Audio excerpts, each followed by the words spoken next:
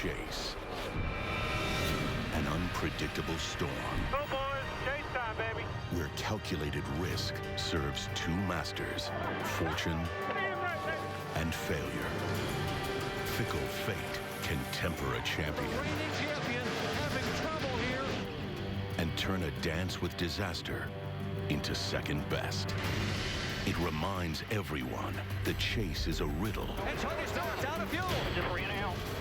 Boyer can pick up the win. That keeps you guessing Hamlin is trying to close. until the final lap. Clint Boyer's your winner. Come on, baby. Oh, my goodness, what a finish. Wow. But like every tempest, devastation is felt in its wake. The wide open road leads to Dover. A fierce monster bent on destruction.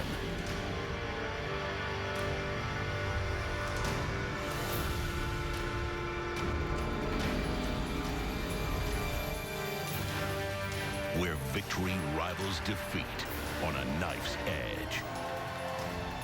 So venture, gamble, go wide open.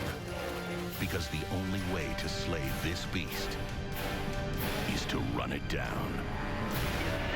You never quit. An ominous force lurks for those chasing the Cup. A force that's created an incredibly popular mascot for an incredibly popular racetrack.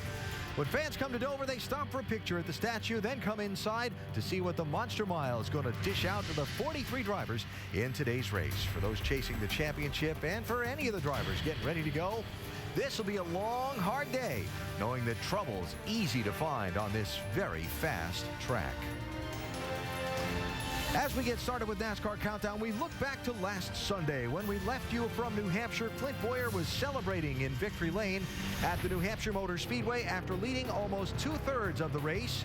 Boyer had enough fuel to finish when Tony Stewart didn't, and Kansas Clint scored his first win of the season, and what a timely victory it was. Boyer entered the chase as the 12 seed, and the victory shot him all the way up to second in the standings, just 35 points off the lead. But 3 days later, the story took an unusual twist. Bombshell news story. NASCAR has dropped the hammer on Sunday's race winner, Clint Boyer. A NASCAR stripped Clint Boyer of 150 points. Clint Boyer's Sprint Cup championship hopes are in serious jeopardy. Following New Hampshire, 150 driver and owner's points. Crew Chief Shane Wilson was fined $150,000 and suspended for the next 6 races. In a standard follow-up inspection of the winner's car on Tuesday at NASCAR's R&D Center, Boyer's machine was found to have its body not placed on the car's frame in line with NASCAR's regulations. For more on that, let's go to our Craftsman Tech Garage and champion crew chief Tim Brewer. Tim? Thanks, Alan. After NASCAR evaluated the car, they have several points on the car that they call the hard areas, and NASCAR has height requirements there. But after their inspection process, they deemed that the quarter panel over in this area was outside their allowable tolerance. Therefore, they imposed the penalty. NASCAR, they've done their job. Now, Childress, he's got to do his job in going through the appeals process. Alan? All right, thanks, Tim. We'll talk more about the appeal in just a few minutes. The impact of the 150-point penalty given to driver Clint Boyer is huge. Clint goes from 35 points out of the championship lead to 185 points back, down in 12th spot again. Essentially everything he gained championship-wise at New Hampshire by winning, NASCAR has taken away because of the violation. The appeal of the penalties means crew chief and car chief Wilson and Haney are at the track. The appeal hearing is scheduled for this coming Wednesday. Joining us now is the owner of that 33 car, team owner Richard Childress. Richard, thank you for your time. Can you describe your emotions or attitude over this whole situation? Well, I'm really disappointed for the fans, for our sponsors, everyone at RCR, and most of all Clint Boyer. You know, just like I said in my statement the other day, we know that the car left the shop legal. It was dead on the money. And how it got out, we don't know. We have our feeling that the way the wrecker was hitting on it and beating on it. But we were told they were going to take the car. We knew they were going to take the car, so it had been foolish for us and stupid for us to take a car that we knew that was going to be checked out. You have appealed the decision, and the basis of your appeal is what, and how confident are you of getting some relief? Well, just what I said, you know, we know the car left legal. We know the car up there, we would have been out of the box to even think about taking the car. You know they're going to take after you were told they were going to take it. And that the record beat the back bumper down on it. I mean, beat on the back bumper, knocked the quarter panel up. Richard, you have two other cars in the chase. What type of effect is this having on your team and your championship effort? Well, everybody's really pumped up. You know, it's just one of those things. If you stay in the sport long enough, you're going to go through these things, and it's just keeping everybody focused. We come up here to win the race, take the points home, and get all three of our cars, try to get them in the top 5 or top 10. That's all you can do, and race week in and week out and do our appeal, so we'll see how it comes out. Brighter note, congratulations on your grandson Austin Dillon's win in the NASCAR Camping World Truck Series race last night in Vegas. Yeah, I was really proud of him. He's doing a great job, that whole team with Danny Stockman and the Bass Pro Chevy truck there. I mean, you just can't beat what those guys are trying to prove this year as a bunch of rookies. Richard, thanks for your time, and we'll follow the appeals process later on this week. Thank you again. Good luck today. Thank you. Richard Childress. And now we are joined by the president of NASCAR, Mike Helton, who's up in the control tower getting ready for the start of the race. Mike, thank you for your time. The New Hampshire race was a great, exciting event. Had a fun story with kind of the underdog Boyer winning and rising to second in points. Some would suggest that the violation you found on the 33 car was not a performance enhancer. So why did NASCAR penalize the 33 team? Well, and that debate will go on quite a bit, I suspect. But the best way I can maybe help explain the reaction from NASCAR as it relates to how small maybe the dimensions that are being debated around is if fans that have followed the sport for a while, and understand the inspection process around the motor, where there's a lot of things that we can do with a motor at the racetrack, but the ultimate inspection is having to take it apart. This current chassis and car goes into that go or no-go area, much like motor dimensions get into. And so we can do a lot of inspection pieces at the racetrack, but we take the car back to the R&D center, have for the history of this current car and chassis. And we can do far more extensive measurements of the car. And it's a function of it either fits or it doesn't fit. And it's like speeding on pit road. It could be a hundredth of a mile of an hour, but once you cross a line, it's a matter of go and no go. And so the reaction comes from simply just not fitting a hard dimension that we've used on these current cars and chassis. You can understand probably how fans were confused that a car passed inspection at the racetrack on Sunday and didn't pass inspection at the R&D Center on Tuesday. Can you explain to the fans why they should know this is not out of the ordinary?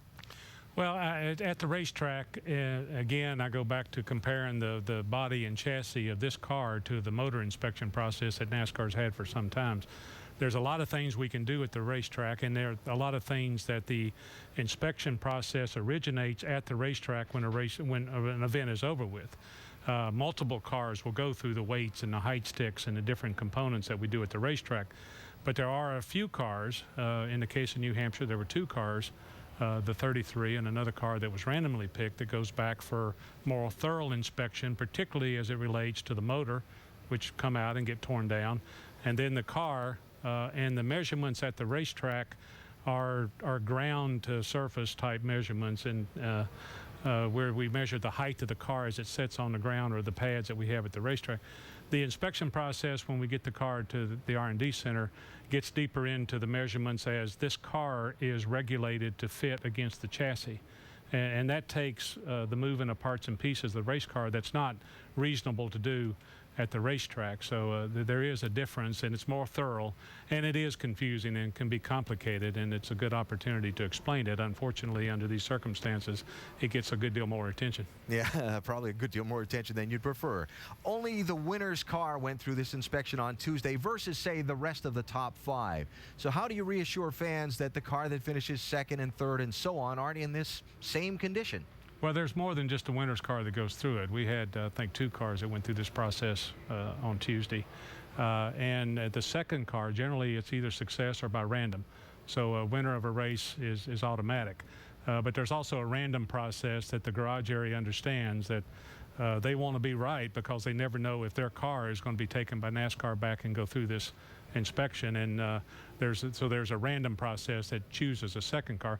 The rest of them are just in waiting, so to speak. They want to be right because they don't know if their car will ever go back. And that's part of the inspection process. It's pretty common in NASCAR. My last question would be NASCAR's relationship with competitors. Richard Childress has been in this sport a long time. You had to penalize him this week. How does that affect your relationships with the teams as you work in the garage on a race weekend? Well, I think it's all well understood. There's a fine line between personal and professional, but I think it is well accepted and understood in the garage area that there is a professional side, there's a personal side, and the entire garage expects us to transcend personal relationships and correctly regulate the sport and police it. And everybody in the garage understands that. And as Richard said earlier, if you're in the sport long enough, you're going to go through a cycle like this. But I think it's a function of NASCAR being very credible and responsible to its role of regulating the sport. And it's difficult because it's not easy to call up a guy like Richard Childress or any other owner that we've had or drivers that we've had to call in the past on something like this and say something's not right and have to react on that. But that's what we do, and that's our responsibility, and we take that serious. Mike Kelton, president of NASCAR, thank you for the time, and hope we have a great race again today. Thank you, Alan. Hope so too. Thank you, Mike. Joined now in the pit studio by three-time Dover winner Rusty Wallace, NASCAR team owner Brad Daugherty. Let's talk about this whole big picture. Richard Childress says the car left the shop legally. It came off not legally. What are the possibilities something like this happened during the race? It's a very good chance. I mean, any contact during the race might have caused this. I'm going to give the team the benefit of the doubt because I am a racer, and I know that things can happen during the race. So it could have happened during the race, and when they go through the appeals process, that's what they're going to have to bring up. Hey, the car was right when it got to the track, and after the race, we saw a little bit of damage, and that could have caused it. You know, you hear them talking about the wrecker banging on the back end of the race car. I just have a tough time believing that caused that damage because we see these race cars at Talladega and Daytona take severe beatings on that back bumper. I don't think that Richard Childress Racing came to the racetrack with the intentions of cheating. I think it was something that may have happened, may have been a little bit of an oversight, maybe a small mistake, which we're talking about hundreds of thousands of inches. So it could have been a little bit of a small mistake, and they got hammered on it because the rule is black and white. As NASCAR phased in the new generation of race car, they went to this pass-fail approach to technical inspection, whereas in the past maybe some rulings were open to interpretation. Now this is the way it's going to be, good or not good. Do you agree with that approach, and why? I do agree with the approach. I think NASCAR is doing a fantastic job inspecting these cars. They do have this no or go approach. My problem is these tolerances are so tight, it's unbelievable.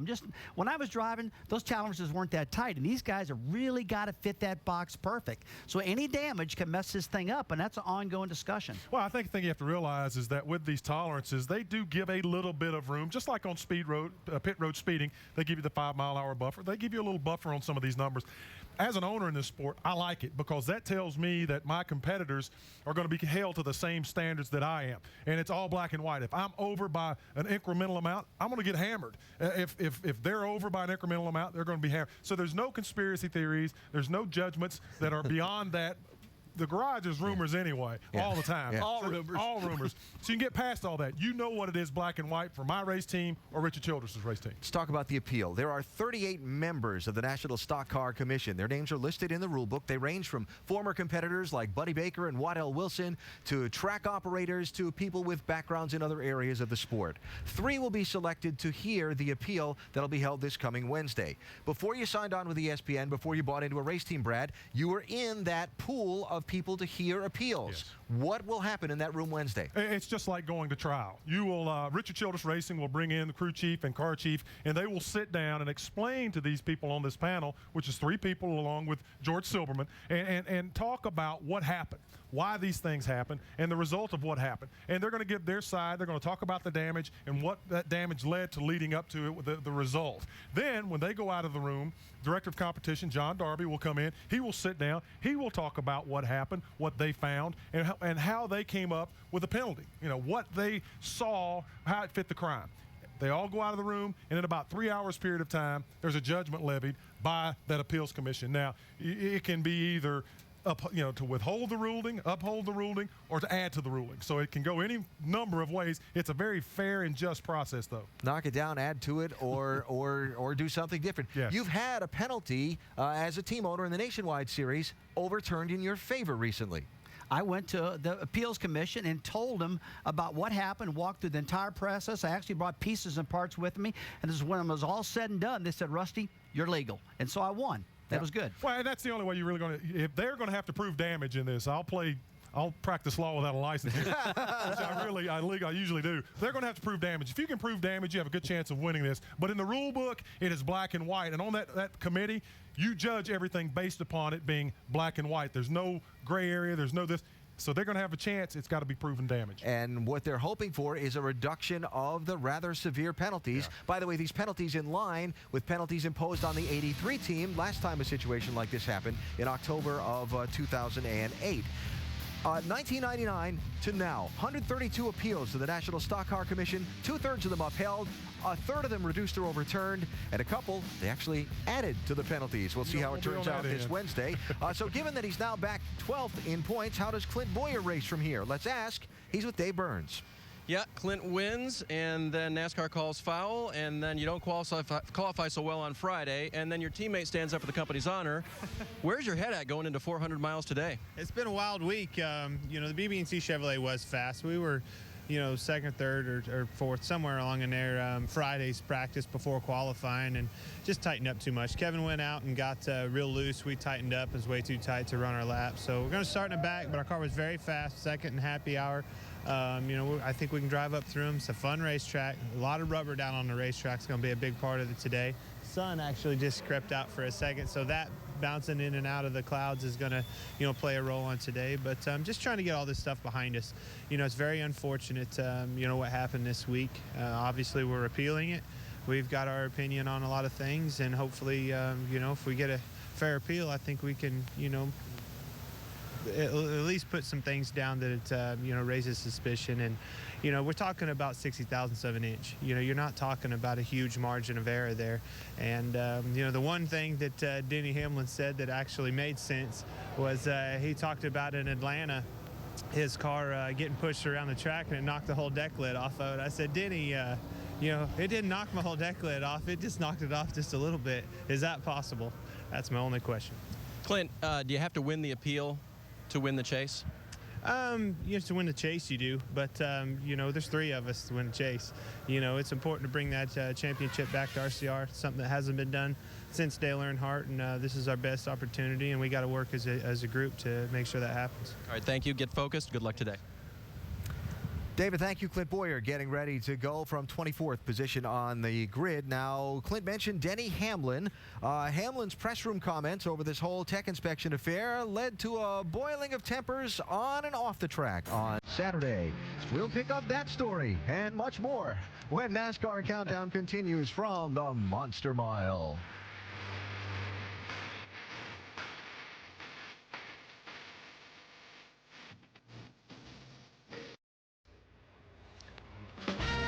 Tomorrow, two undefeated rivals battle for sole possession of first place in the NFC North as Aaron Rodgers leads the Green Bay Packers into Soldier Field where they'll take on the Chicago Bears and Jay Cutler. Packers-Bears, ESPN's Monday Night Football at 8:30 Eastern. Coverage begins at 7 Eastern with Monday Night Countdown served by Applebee's.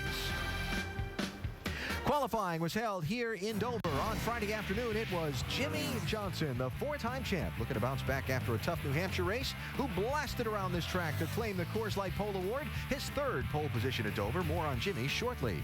5 of the top 10 qualifiers were non-chase drivers, including A.J. Almondinger, who put the Petty 43 on the outside of the front row, and local favorite Martin Truex Jr. from just across the way in Jersey. Let's talk to the Dinger with Dr. Jerry Punch.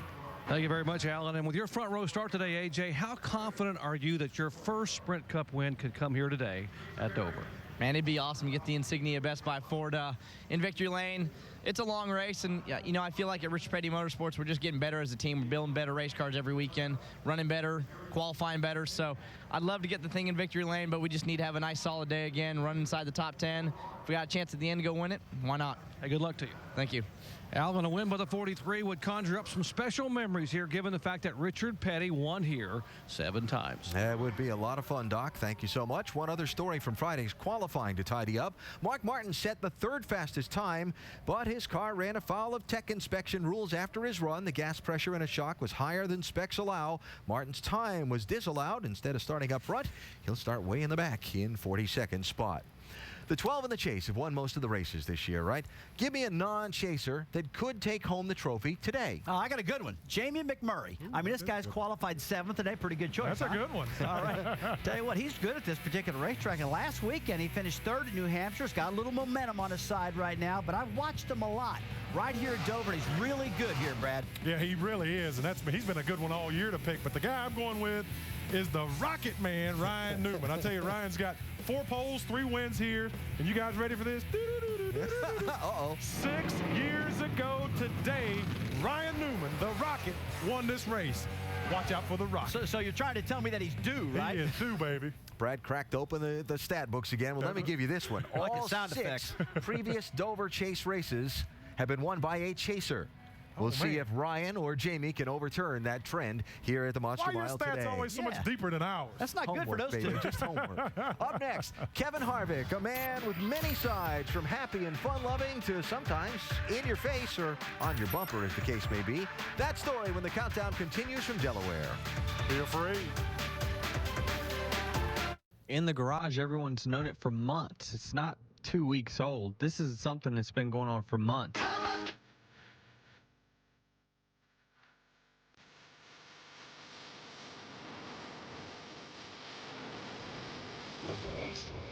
I spoke to 9 yesterday, and I felt like I said, a lot of truth, and a lot of times that's not popular.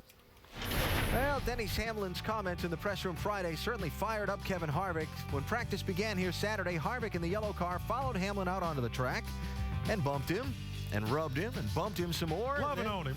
Then loved on him a little bit on the front side of the race car, too. NASCAR called them both off the racetrack, and that led to this little discussion back in the garage area. Interesting times here in Dover on Saturday. Well, Kevin Harvick is a complicated man. He's at varying times opinionated and brash, warm and kind, businessman and philanthropist. And yes, a very determined competitor. There are truly many facets to the driver of car 29. It's all about Kevin Harvick right now. It'll be his 3rd win, his first win at Michigan. It's by far the best high you can have, and it never gets old. The next one might be your last one. I can't believe we're in Michigan. Good job, bud. Great freaking job. During the week, I try to take as much time, away from the racetrack as I can to do something different. And that's really how I got involved in all this golf stuff. It is a very exciting day here today. This is the first time that the Kevin Harvick Foundation will be hosting a Pro-Am tournament here at the Wyndham Championship. I got tired of hearing everybody tell me that I spent too much time in the shop and worried about racing day in and day out, and they convinced me to go play golf. I had to go do something different. Literally cannot hit the ball. I'm very guarded in who I know away from the racetrack.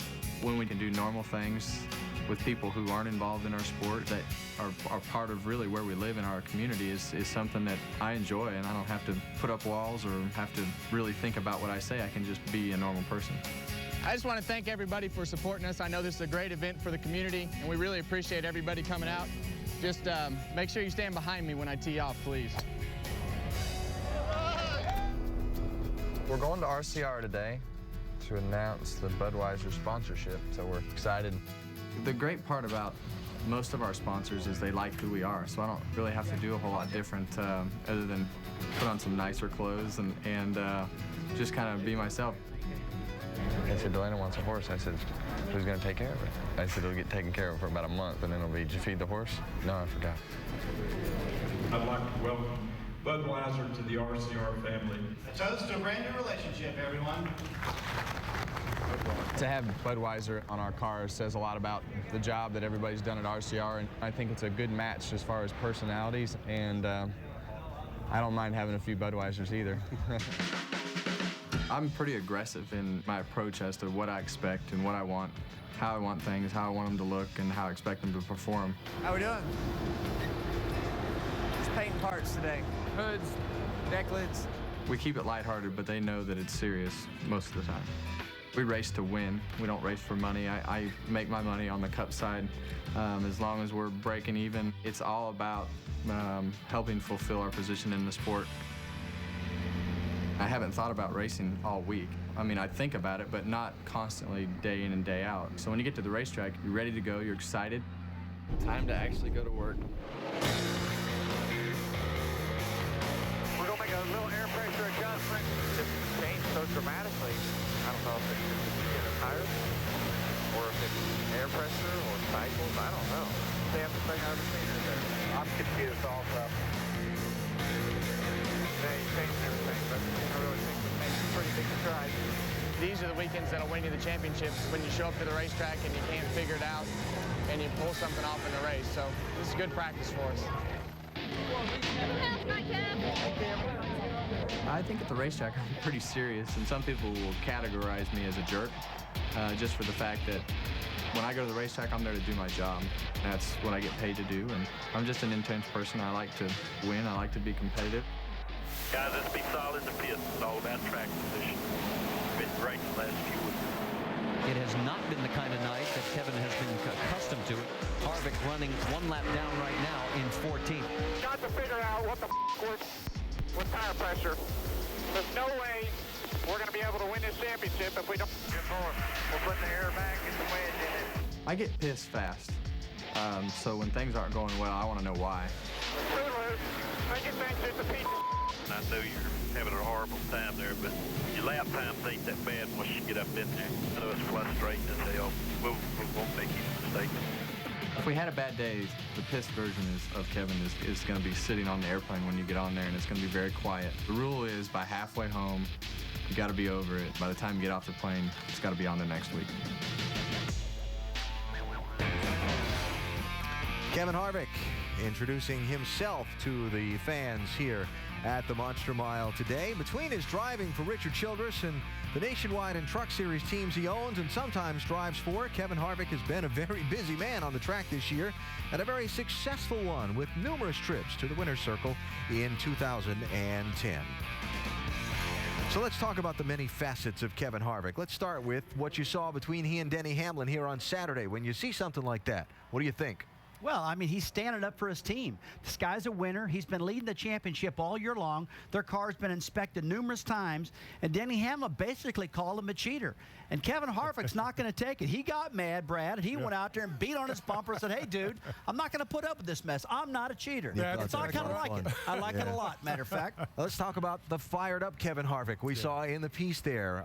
New Hampshire last Sunday. Kevin Harvick on the radio didn't have very kind things to say about his crew, his car, his strategy, and yet this guy's contending for a championship. Can they win a championship like that? Oh, yeah. Kevin Harvick is very consistent, and everyone knows when he gets a little bit hot or pissed, as he says, what's going to happen. There's going to be wrath. It's going to be dealt down. But his guys love him because he's such a competitor. You know, Kevin drove for me back in the Truck Series in the late 90s, and he is the guy that takes his racing very, very seriously. I'm a big Kevin Harvick fan because once he gets to this racetrack, it's all business. And if you're not all business when you're around Kevin Harvick, you're going to feel the prickly side. It's a good thing he's all business at the racetrack because I don't know about that golf swing.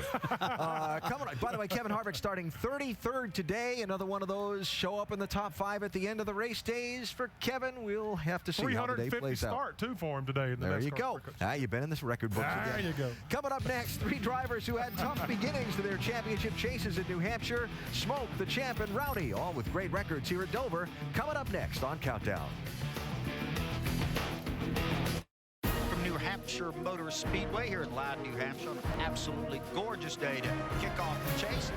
Jimmy Johnson, 3 wide. That's Denny Hamlin right underneath him. There's your first and second seeds. Oh, man, look at this. Contact. Hamlin gets in the quarter panel. I believe that was a cheap shot. I understand, but we don't need to be going 3 wide just yet either. Up front, Smoke is smoking. Fastest car on the track, nice and smooth, straight off the corner. You're outrunning everybody right now. You're catching them. Oh, whoa, look out, get solid. Hamlin's They're about wrecking behind us. And Hamlin somehow does not get hit. Oh, no, give him the room there. Going around, and is he going to make it? Hang on right here. Kyle Busch is spun just in front of him. Jimmy has turned as well. Anyway, these guys up front have enough fuel to make it to the end. It's possible they do. If they get one more caution, I think maybe they do. Just ran out. Big flag there, white flag. Don't stay on track. It's Clint Boyer's race now. Out of turn 4. Clint Boyer races back to the stripe. He will win And claim the first race in the chase of 2010. How about that, boy? In the very intense race 1 of the chase, 8 of the 12 title contenders finished in the top 15, while 3, Matt Kenseth, Tony Stewart, and Jimmy Johnson, finished 23rd through 25th and have some ground to make up. Ground particularly interesting for Stewart and Johnson since their point loss at New Hampshire was basically self-inflicted. Tony Stewart being paraded around the track to some of the fans as he gets ready to go today. Smoke starting 25th in this one. Vince, Jimmy Johnson is going to start on the pole. Well, and like Tony Stewart, Jimmy Johnson had a better day at New Hampshire than the results would indicate, I think. I think you felt a little bit better about your car than what the finishing result indicated. Then you come here and you sit on the pole. You've won this race before. Do you bring confidence into this despite last week's result? Yeah, I do, and not only from how we should have finished last weekend, but also the history I have at this track and how much I enjoy racing here at Dover. We qualified well. I think practice yesterday was very challenging for all the teams, and it'll be an interesting race to see today how good the cars drive. I mean, yesterday was a handful for everyone. Even when I would run a fast lap, in the back of my mind, I'm thinking how. I mean, I was sideways the whole way around the corner, but my kind of racetrack, looking forward to it. And at the end of the day, I really hope to give all the employees at Lowe's something to cheer for, and everybody at Cobalt as well. And Alan, they've got the pole. That means they got the top pit spot on the exit of pit road, and that plays out big here at Dover. Got a lot going for him to start this day at the Monster Mile. Vince, thank you, including a great record of past performance at this track. Look for both Jimmy and Tony with ground to make up after New Hampshire at their records here at this Monster Mile. Number of starts versus number of top 10 finishes, and of course for Jimmy particularly, the 5 wins at this racetrack. He led the most laps in the spring race here, by the way, did Jimmy Johnson. Let's talk about Tony Stewart's team and their gamble on fuel last week at Dover. First race of the chase. Hindsight is obviously golden. Didn't work for them. Did work for Clint Boyer. They gave up 94 points.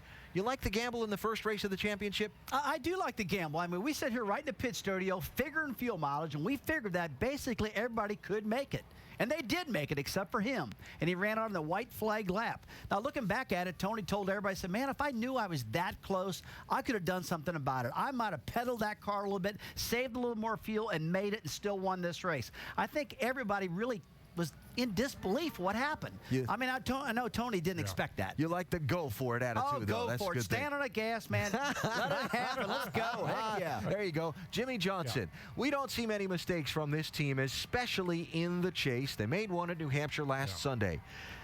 It's only race 2 of 10, but does that make this a must-have race today at Dover? Not necessarily to win, but good points. No. I think it's a must-win. I mean, there's only 8 left. I mean, we're getting to that point. The past 4 years, this race team, this 48 team, has kicked everyone square in their back pocket of their blue jeans. Now, though, when you say Jimmy Johnson, that 48 team, you're wondering what type of incident they're going to have that they're going to stumble up on this time that's going to lead to some type of problem. And when you start having that type of thoughts about this type of race team, there's something going on. They've got to reestablish themselves and strike fear in everyone's heart today with a victory. Well, they're starting on the pole. We'll see how the day plays out for the 48. It was a mistake that cost Jimmy Johnson the spring race here at Dover. May 16th, Jimmy led over half the race I mentioned before, 225 laps with Kyle Busch stalking him. On the final pit stop, Kyle closed on Jimmy getting to pit road.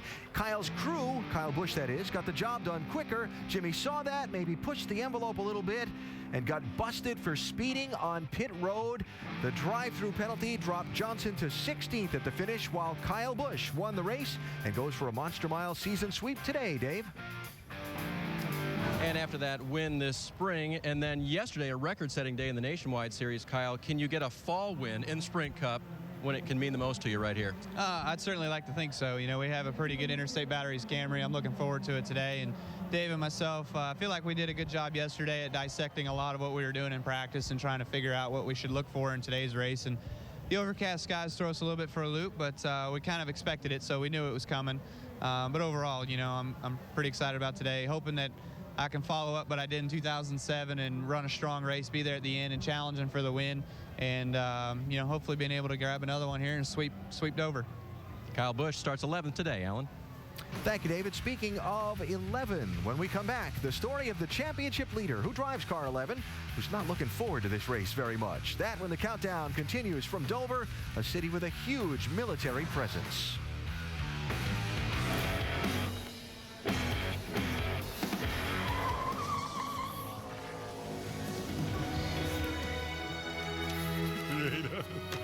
Probably like to be a Marine if I was going to serve. I just think that those guys are just the ultimate hardcore guys. And when you hear about a Marine, you know that's a tough SOB.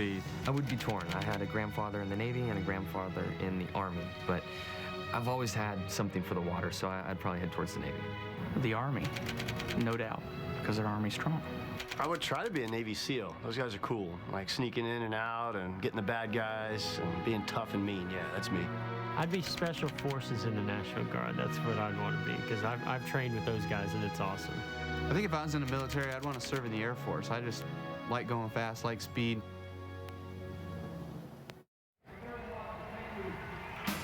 The Dover International Speedway hosting race number 2 in the chase for the NASCAR Sprint Cup. Green flag 29 minutes away and counting.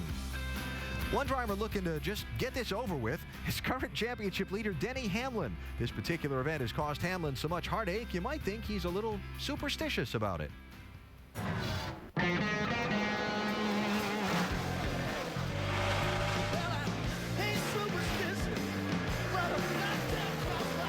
Monster Mile can be very cruel. Hamlin has had abysmal luck at this place. We have an issue here with the 45 car, Kyle Petty. The 11 just freaking ran all over you. This is the toughest pit road on the circuit to get on, it seems like. This is a tough deal for Denny today, having a tough day. It's the 11 car, been on and off pit road several times. They've got a pretty good sized leak in that rear end. Leak in the oil on my window.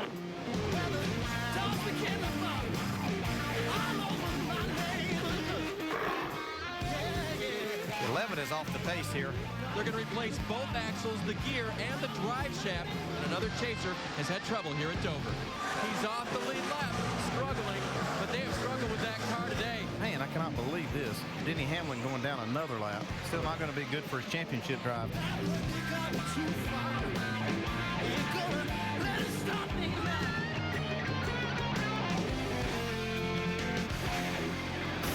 Well, if you look at Denny Hamlin's numbers in this Dover Chase race, particularly the last 3 years, you see he's just not been able to get through the day unscathed. This race has cost him so many points and so much championship potential. And add in the stuff from Saturday. How's he feeling, Doc? Well, Denny Hamlin, your candid comments on Friday sort of put you in the eye of the storm, both on and off the track yesterday for the practice session. What impact will all of that have on the performance of you and this 11 team today? Well, you know, personally, I would have stayed out of it, but Clint said some things that kind of offended myself and my 11 team, you know, kind of questioning our character beforehand. And that's when I went to defend my team and then give my honest opinion of what happened over there. But, you know, we're going to just focus on ourselves. That's all we can do from here on out and hopefully get a win today. Well, given your history here, I mean, you've gone on record as saying that your chances of winning at this place are slim. So realistically, what are your goals here today? You know, our goals, you know, I have a number set in my head that I'd be happy with getting out of here with. But, you know, we got to just focus on ourselves and just, you know, that's where I panicked at this racetrack before is, you know, looking at all the chasers up front. And, you know I struggle here. So we got a good starting spot. And I've never really started this good at this racetrack. So, you know, hopefully just trying to keep that track position. And somewhere in the top 10, I'd be happy with. Hey, good luck to you. Thank you. Alan? Denny Hamlin starting 4th today. Let's bring in champion driver and champion crew chief Dale Jarrett and Andy Petrie from the broadcast booth to join the countdown conversation. DJ, this racetrack is in Denny's head. How's it affect him during the day? Well, there's no doubt it is, and I spoke with Denny just about this on Friday and before practice started, and you know he said that he had a number in his head, and that the main number that he has in his head is that points lead. He wants to go out of here with that. They understand that they solved a lot of their problems, they feel like, back in May. Even though they still chased their car around a little bit, they came away with the 4th place finish, so they feel they have a better handle. But they know that this place can jump up and bite you at any time. So they're going to be extremely excited if they come out of here with a top 5 finish, and they would settle for a top 10. But he does have it in his head. He just wants to go have a good, solid day. Look forward to next week at Kansas. Well, Andy, let me put you up on the pit box as Mike Ford, Denny Hamlin's crew chief. How do you keep what's going on inside the helmet from getting out of shape today? Well, Alan, the main thing I can do as a crew chief is call a race conservatively. I think, with a track that you don't have a good history, what you want to do is you want to be a little conservative, try to go for that, solid finish. Don't roll the dice like you saw some teams do last week and cost yourself some points or try to do anything or try to do too much with what you have. So I'm going to run a conservative race. And if I see him doing some things that I don't like or I see him in situations that can get us in trouble, I'm going to talk to him a lot. During the race, I'm going to be on that radio. With all the things that are going on around that 11 team this week, there's enough going on to make me worry, so I'll keep him out of trouble. It has been a fascinating week where this whole bunch is concerned. Gentlemen, thanks. We'll follow you following them throughout the day. All right. For what it's worth, the championship lead has changed hands after this race in 4 of the 6 years of the chase. And in the realm of superstition, the championship leader exiting Dover has never gone on to win the title in the chase era. No, I'll take my chances. I want to be leading the points when I leave here. That's right. We'll see if Hamlin gets over the Dover hump or if the humpbacked monster has his number again. And up next, we'll talk about roller coasters, wrecks, and right fronts as the countdown continues from Delaware. The big one at Dover, the Concrete Canyon. When you get in trouble here, buddy, it's big trouble. Come on, everybody, come down low. Straight through. It's scary to race here. Check up. It's like a bad roller coaster ride. They just keep wrecking over here. A melee. That's Dover's version of the big one right there. Just know where to go at this racetrack when there's trouble in front of you. Such a monster. Yes, sir. The Monster Mile. What you're saying here, Brad? Be afraid. Very afraid. Very appropriate. That hurt watching those wrecks, didn't it? It really did. Got 13 Dover winners, former Dover winners in the field today, including Greg Biffle. He starts 6th, Jamie. Yes, he does. It's been a tough couple of weeks for this 16 Ford Fusion. You guys have finished 17th or worse the last 2 races, but you're back at a track where you perform well. How do you expect this thing to perform today? Well, I expect it to do well. The 3 and Ford Fusion have been fast all weekend. Great in qualifying, great in race trim. And, we're real happy about how the car's running, and we need a good run. It's been a tough couple of weeks, like you said, but this is one of our good tracks, and the car's running good. Well, he was the fastest Roush Fenway car in qualifying. He'll roll off 6th. Alan? All right, Jamie, thanks. So what makes the Monster Mile a monster? The name and the reputation were made by the racetrack. It's different than most of the others. What makes this racetrack different? Oh, man, first of all, it's concrete, and it's tough, and it's hard to drive. But when you come down that front straightaway, take a look at Tony Stewart. You come down that front straightaway, you dive bomb down into turn 1 and turn 3. Man, it's like falling off a 2-story building. It's a lot of work and a lot of things, and this track is different than any place these guys run at in this circuit. No room to rest. Absolutely. Not at all. You see Ryan Newman here. You can almost see his eyes through his helmet there. Look how hard he is focusing, Rusty, on hitting his mark. He's got a piece of tape there to index his wheel through the corner so he has an idea of where he's at. Now, because of the layout, the horse track was inside the oval. Horse track was there first. Yeah. The inside walls are kind of tight on the straightaways. Straightaways are extremely narrow. You can barely fit 2 cars on there racing at full speed. When you come through these corners, you come out of a 24-degree corner into a 9-degree straightaway, and it's blended right in. And once you get turned sideways, there's nowhere to go on these front and back stretches. You're going to have multiple wrecks. We see Elliott Sadler here on the back stretch, and there's still people hitting him 5 seconds after the accident. Be afraid. Always big here, right front tire. Oh, we got to watch the right front tire. Why? Because the banking all around this racetrack, even on the straightaways, and you're really working that right front corner of the car. Now, look, as a driver, if you start feeling that car not handling good and working that tire, you better be careful. And because of the racetrack, the pit road here is extremely tight. We're usually talking about a good pit stop of 12 seconds, a bad one of 16. Here, you're just talking about getting off clean and not damaging a fender, which could ruin your chase hopes. Those are all things to watch for during today's race. Something else we'll keep an eye on for you, rain. There is a possibility of some showers. Don't say that. In the interest of full disclosure, I got to bring it up. We'll talk to Carl Edwards when we come back to the Monster Mile in just a minute. Don't be surprised if he pops up in victory lane today. I can't stand the rain.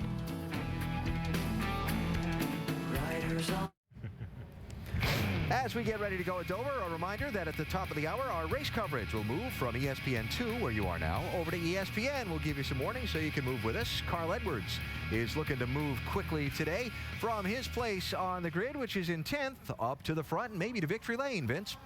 Carl has the best average finish among all the chasers here at Dover. They call it the Monster Mile, but it's actually been pretty tame for you. What works for you here at this place? This place is really special to me. It drives really nice. Dover Air Force Base is right up the road. We've got Staff Sergeant Lequier here. He's my guest, and he's a guy who served 12 years this weekend. And you know, we got a lot of Air Force personnel here, a lot of Armed Forces, and we got Aflac on the hood. And the good thing about this car is Bob's worked on it really hard, and it seems to be really fast on the long run. We aren't super fast at the start, but I think we've got a shot at running really well today. And feels like we've raced 4 or 5 races in this chase, but really we've got 9 left, and if we can get a good start here, I think we'll be good. We'll see how it goes. He won this race in the chase in 2007, and as you said, Alan, he'll start 10th today. Worked all that into one answer, too. His sponsor, the Armed Forces, the whole... Very nice, very nice, Carl. It's lunchtime, so how about our Bush's Beans recipe for success? What's it going to take on the Monster Mile, Rusty? Number one, you got to be really patient here, and also stay ahead of the track conditions. The track's going to change a lot. Be mindful of that right front tire. Be careful with it. And above all, keep that baby turning. You're going to make most of your passes off of turn 2 and turn 4. That front end's got to be stuck like glue. All right, grab the remote control. Our race coverage moves to ESPN right now.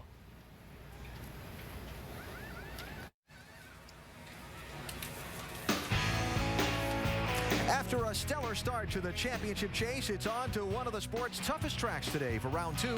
ESPN welcomes you to the Monster Mile, the Dover International Speedway in Delaware. Our coverage today presented by Burger King.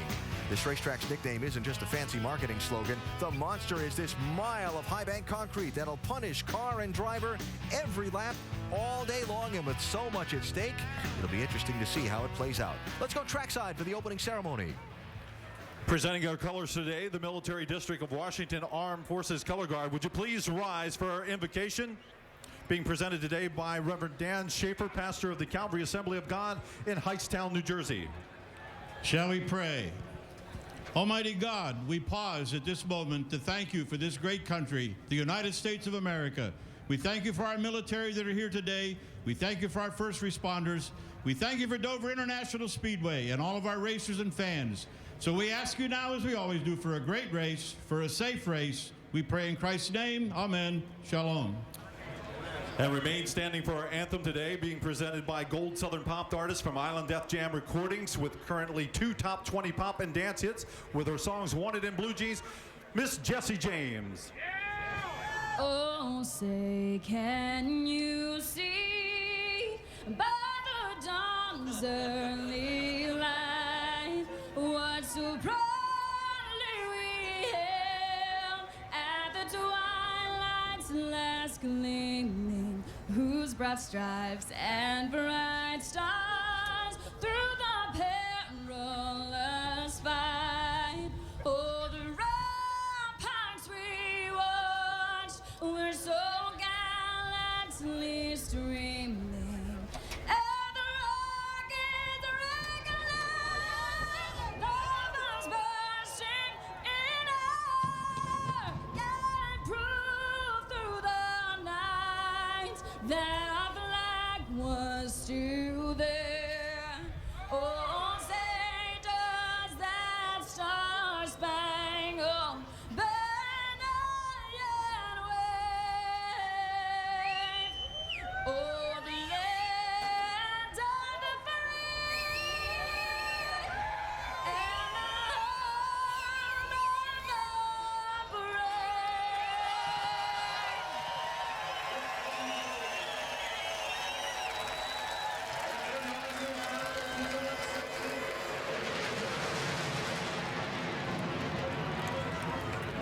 Well done. And time now for the drivers to buckle in under overcast skies with some showers threatening, although not too terribly close to the racetrack at the moment. We'll keep an eye on the weather throughout the day for you. We'll get ready to go racing for 400 laps at the Monster Mile. Chase race number 2 begins next. NASCAR Sprint Cup at Dover is presented by Burger King, who remind you to have it your way. And in part by Pepsi Max. Tune into the Pepsi Max 400 on October 10th for your chance to win one of 400 prizes and 400 miles. And the new Ford Fiesta. It's a pretty big deal. The chase. An unpredictable storm. Go, boys. Chase time, baby. Where calculated risk serves two masters, fortune and failure. Fickle fate can temper a champion Reigning champion having trouble here. and turn a dance with disaster into second best. It reminds everyone the chase is a riddle And Tony Stewart's out of fuel. Just ran out. Boyer can pick up the win. that keeps you guessing Hamlin is trying to close. until the final lap. Clint Boyer's your winner. Come on, baby. Oh, my goodness, what a finish. But like every tempest, devastation is felt in its wake. The wide open road leads to Dover. A fierce monster bent on destruction.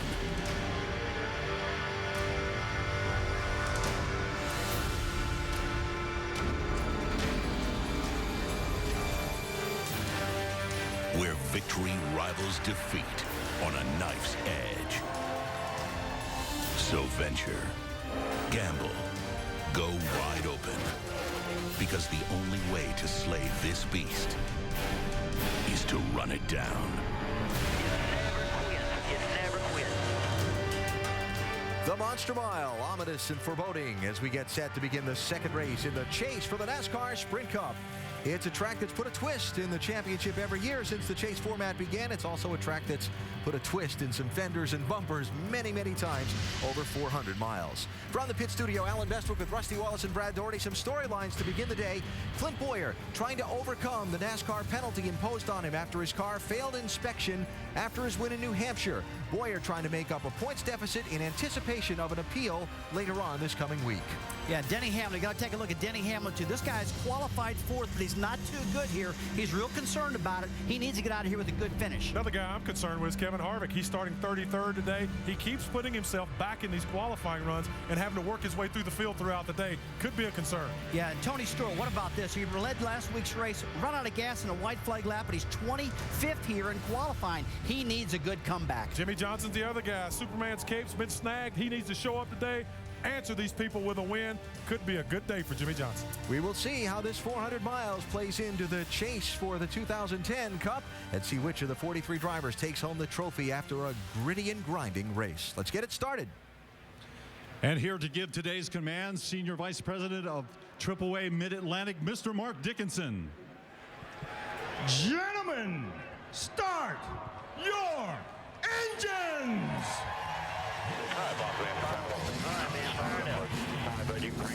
Lord, give him hell, bud. Good luck. Thanks, bud. All right, buddy, go ahead, fire it up. Engine's cranked. Got a copy. Kidding.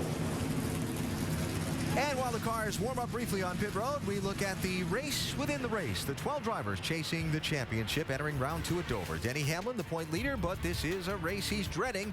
Jimmy Johnson and Tony Stewart do have some ground to make up, and they're at a place where historically they've run very, very well. Johnson with 5 wins here in Dover. Speaking of running well, we go upstairs to 3 men who've been running all weekend.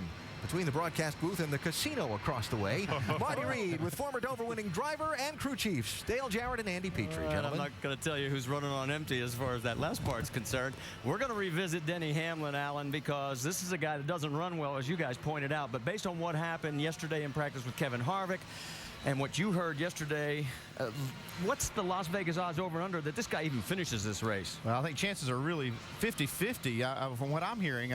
We saw what happened in practice, and the tempers kind of flared up in that garage. And I've also heard, talking to some of the drivers and crew guys, that this thing may not be over with. So there's just a lot of hard feelings on this issue. Denny's got the most to lose. He's sitting out there pretty vulnerable. So I'm not surprised. I mean, I wouldn't be surprised if something doesn't happen here. DJ, I've got to ask you, if it was you and he said those comments about your team, what would you do? Well, you have to stand up for your organization. You know, basically, by another driver challenging the integrity of your organization. You have to stand up for those people that work hard to put a great product for you out there. So I don't think this is over. We saw Denny Hamlin's average finish being 22nd here. He might be lucky if he has a 22nd place finish. These guys are not happy with him right now. Well, one guy who's happy, at least for the moment, is going to be our pole sitter, and that's Jimmy Johnson, as he has picked up his 9th chase pole, his 2nd of the year, and 25th of his career. And as you see the starting lineup come across the top, we'll tell you the people that did not qualify were Jeff Green, Josh Wise, Ted Musgrave, and Tony Raines is going to go to the rear with a transmission issue, and Mark Martin's car had too much gas pressure in the shocks after qualifying, so he too will be going to the back. Let's talk to our in-race reporter today. That is Tony Stewart. DJ. Hey, Tony, Dale Jarrett, you have a copy? Yeah, bud. Hey, Tony, our first question comes from our mailbag, and Jacqueline in Hollis, New Hampshire asks, does your failed fuel gamble late in last week's race make you more likely to take risks today and throughout the rest of the chase? Well, I'll be honest, I didn't feel like we were taking a chance last week. It's just, I just didn't do my job behind the wheel and with the pedals of saving enough fuel. So, yeah, I stand behind Darren Grubb's decision 100%.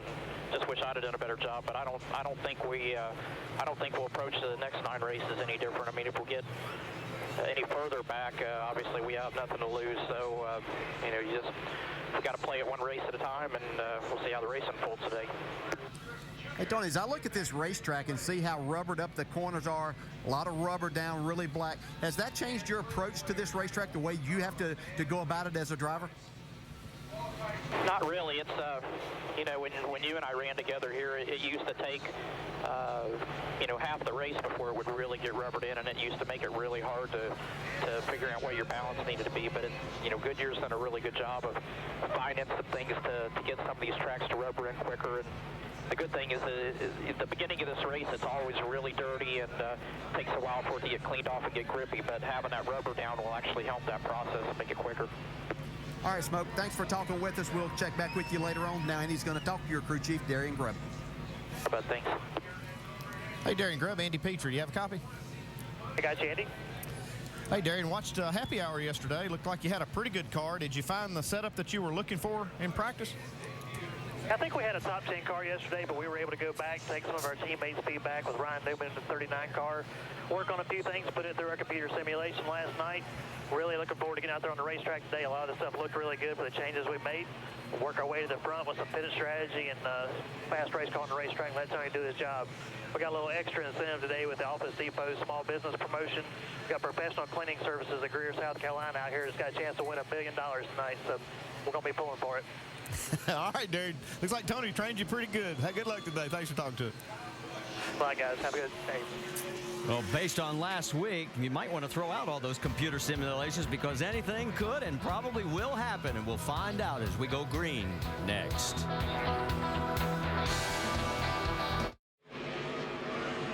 Just about to go green back here at Dover. Let's quickly get the final updates from pit road. Jamie Little, you're up. Well, Marty, after being slapped with a 150-point penalty, Clint Boyer went from 2nd to 12th again in the points. This team knows there's not a good chance they're going to win the championship, but they won't go down without a fight. Amongst all the controversy, they ended up 2nd fastest in Happy Hour. Dr. Jerry Punch? Kevin Harvick and the 29 team have been one of the surprises of the year. After missing the chase in 2009, they roared back to lead the points for much of the regular season. They started poorly but finished 5th last week in New Hampshire. They hope to do the same, if not better, here today. Vince? Denny Hamlin is the points leader, but he has the worst average finish at Dover among all the chasers. Now, Hamlin was 4th here in May. If he has anywhere near that kind of result today, this team will call it a victory. Dave Burns? After Loudon, Jimmy Johnson fell to 6th in the championship. A pit road snafu, a late wreck. They finished 25th. Can they win their 5th championship in a row? In Jimmy Johnson's words, they've got to be spot on from here on out. Marty? All right, thanks, guys. As we take a look at the track facts, we saw a lot of things happen yesterday. Lap 70 and lap 140, tire failures. Yeah, we were going to be watching that. I mean, you see that pit window, 80 to 85 laps. That tire, it'll likely go that far, but if somebody tries to push that camber issue or something there, it could, have a tire failure. We might see an earlier caution. How about we give a salute to TJ Ford, the jack man on Juan Pablo Montoya's car. There he is. You got to be safe down there, TJ. He'll be our over-the-wall reporter today. All right, we're getting ready to go green down the backstretch, and yes, you're not seeing things. It's 9 degrees on that straightaway as we get ready to go. Let's pick one guy outside the chase, because the chase guy has always won this race. Who do you think one of the non-chasers could be? I'm going to just go as far as the outside of the front row with A.J. Almondinger. He's had some good runs lately. That 43 car hasn't been to victory lane here at Dover since 1984 with the King. May be a possibility today. Well, if I want to get one, it'll be David Ruderman. He was fastest in one of the practice sessions yesterday and got a good car. 27 of the last 28 chase races have been won by chase drivers. We'll find out if that streak can get snapped. We're getting ready, and the second race of the 2010 chase is green.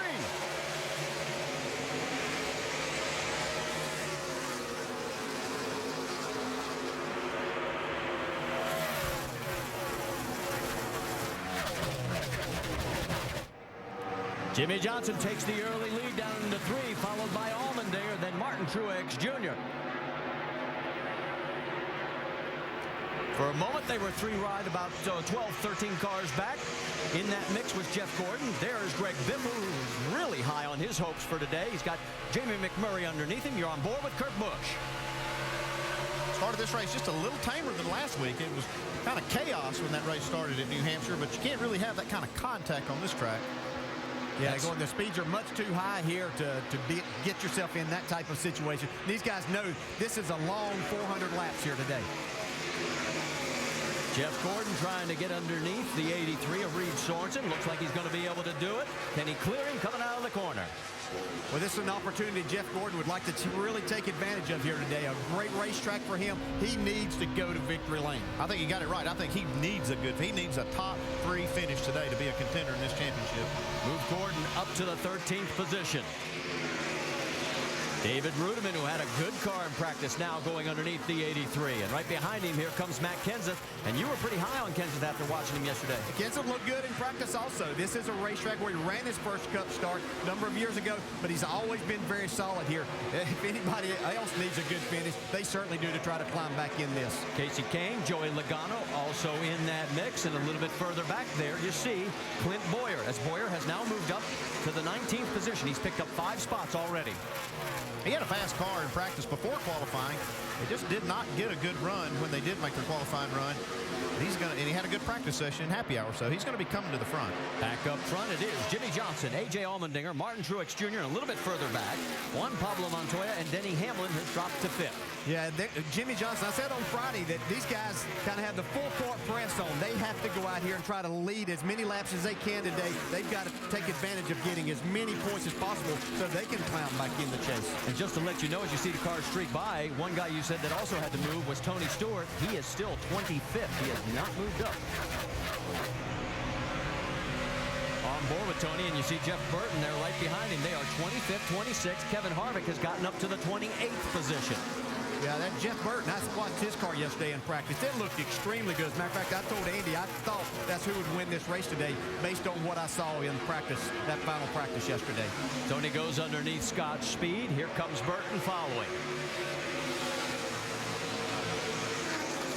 One thing, I talked to some of the crew members, crew chiefs this morning, and the unknown about this overcast on this racetrack is that how much rubber will this track take, because it takes a lot of rubber when the sun's out, not quite so much when the cloud cover's over, so we'll see how that affects the setups on these cars.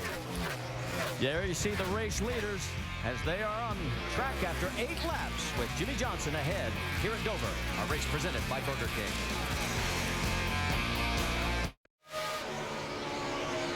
Make sure to Goodyear.com to check out Goodyear Support Our Troops program. There you can send a thank you message from a NASCAR driver, enter for a chance to win a 2011 Ford Taurus, and other great prizes. While we're in the commercial break, you notice that we have a lead change. A.J. Allmendinger has gotten around Jimmy Johnson. Let's take you back and show you exactly how it happened. A.J. had been catching him. A.J. actually run a little different line. You can see Jimmy kind of lets him go right here. Kind of see what A.J.'s doing. This is not where A.J.'s been the fastest. He's letting his car, he's kind of diamonding this racetrack. And what I mean by that, he drives in a little high, goes up, and then cuts it back across the center of the corner as he, on the exit, is working really well. He's setting a torrid pace right now. Watch him right here. You can see the car goes up a little bit, and he's going to cut it back and almost clip the apron as he comes off. It's a big run down the straightaway doing that.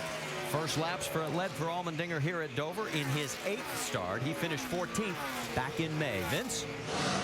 Well, A.J. says he feels like he's losing a little bit as he rolls the center, but otherwise pretty happy with the car. You know,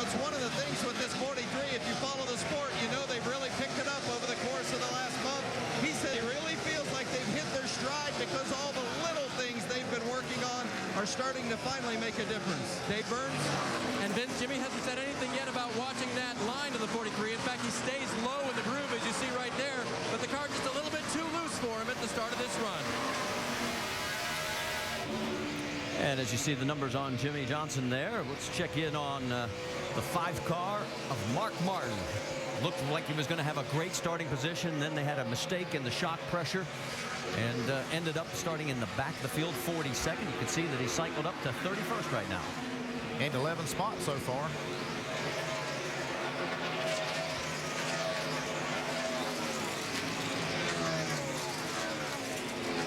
Another car that's back there, you see Casey Mears, also Brad Keselowski. And we should tell you, Dale Earnhardt Jr. is just a little bit further back. He's running in the 33rd position. There you see him at the top of the screen.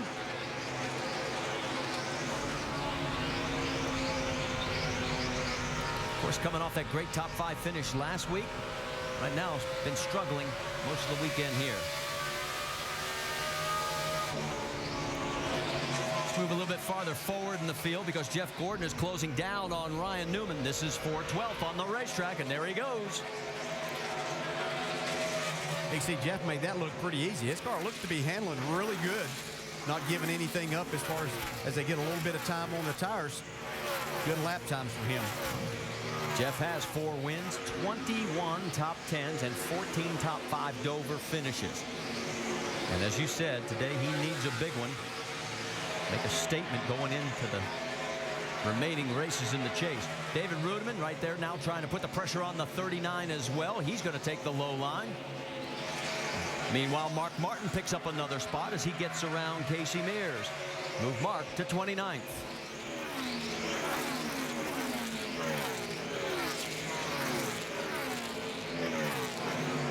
Our race leaders are now into traffic. You see Almondinger trying to get around one of the slower vehicles. That's coming out of turn number 2. Jimmy Johnson's about 7/10 of a second back right now. Interesting to watch how Almondinger handles this traffic. Not led a lot of these races, so kind of new to him to be the first one to catch the lap traffic. Yeah, Andy is thinking the exact same thing. And these guys coming up, he's not exactly sure. You know, they're not familiar with exactly what his driving techniques are and where he's going to be on this racetrack. So he'll have to do some adjusting. See Jimmy still right behind, and we'll watch Jimmy. He hasn't changed his line any. Of course, if you have a loose race car, it's a little bit more difficult to go up the racetrack and make any speed. Well, you see Almondinger get around the 55 of Mike Bliss as our race here at Dover, presented by Burger King, is now 25 laps old. What's better than 400 miles at Auto Club Speedway in Fontana? Well, the chance to win 400 prizes in 400 miles at Fontana, California. All you have to do is tune into ESPN October 10th. Catch the Pepsi Max 400. Pepsi Max is going to be giving away 400 prizes in 400 miles. We're going 400 miles today. We've traveled 33 of them so far, and there's your race leader, A.J. Allmendinger, by a full second over Jimmy Johnson. 2 other non-chase contestants, Martin Truex Jr. and Juan Pablo Montoya, 3rd and 4th. Greg Biffle has gotten around Denny Hamlin for 5th. And then rounding out the top 10, it's McMurray 7th, Kurt Busch 8th, Carl Edwards, and Paul Menard. Now, one of the group of cars that we want to sort of circle back and pick up on is 23rd, 24th, and 25th position. It's Kevin Harvick, Tony Stewart, and Jeff Burton. And Harvick's been the biggest mover of the bunch. Remember, he started back in 33. Yeah, Harvick is coming on. His car looks pretty good. He's running that higher line here, kind of diamond in the racetrack, just like we talked about A.J. Allmendinger. See him cut it down to the bottom, but he's making it work really well. He's picked up 10 spots so far. Doc? You know, talking with crew chief Gil Martin this morning, he said, you know, despite the fact that Kevin has never won a nationwide or Sprint Cup race here at Dover, he said this is one of his best racetracks. He said he never qualifies well, but we were really, really good in happy hour. Everything we did made the car better, even 2 tires soft. He said, basically, Doc, to sum it up, he said Kevin was happy Harvick in happy hour. Jamie? I talked to Darian Grubb, crew chief for Tony Stewart this morning, and I asked him about last week and running out of fuel, and I said, what do you guys do now? How do you race? He said, we are going for broke. It's all about wins, and that's what we're focused on. However, this isn't one of their best racetracks. Tony wasn't thrilled in practice, so off strategy the second half of the race. Marty? Well, but Tony did win this race in 2000 from a 27th starting position, and remember, he started 25th today, so the fans won't give up on home yet, as the caution is out here for the first time. And I do not see any vehicles in the wall. We're waiting for official word from NASCAR. So that 1.3-second lead for A.J. Allmendinger has just evaporated.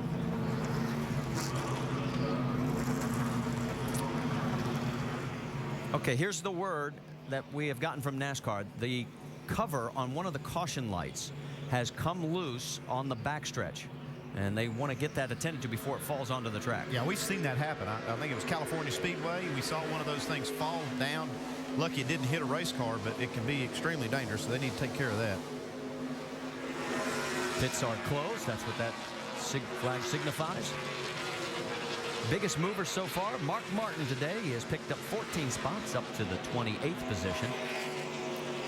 These cars make, these bigger cars today make so much more wake when they go by that there's a lot of turbulence, and that's what blows a lot of these caution lights and the covers off. We saw actually that whole caution light came off in California one time. So we're completing 39 laps. Looks like everybody's loaded, ready to go. Would you gamble at all on track position and maybe just do 2 tires there, crew chief? Well, it depends on where I'm at. If I was in the back, I probably would.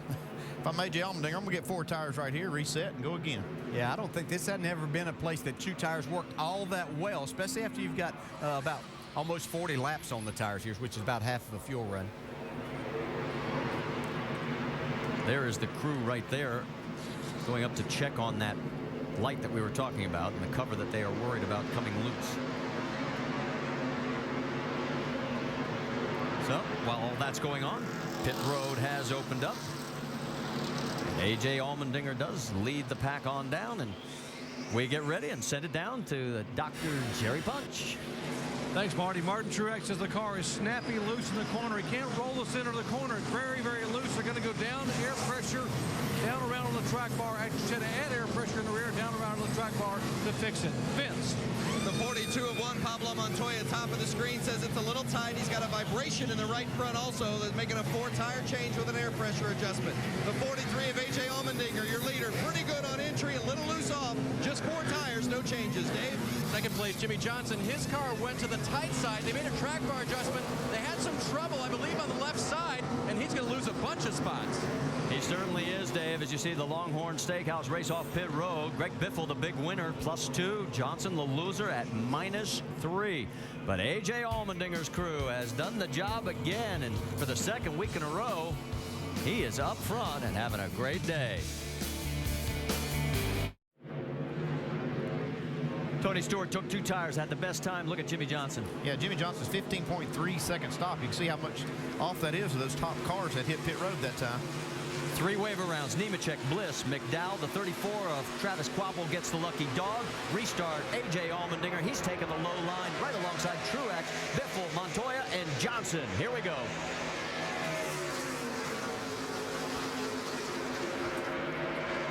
A little bit of a wiggle there from the 48 cars he got down into turns 1.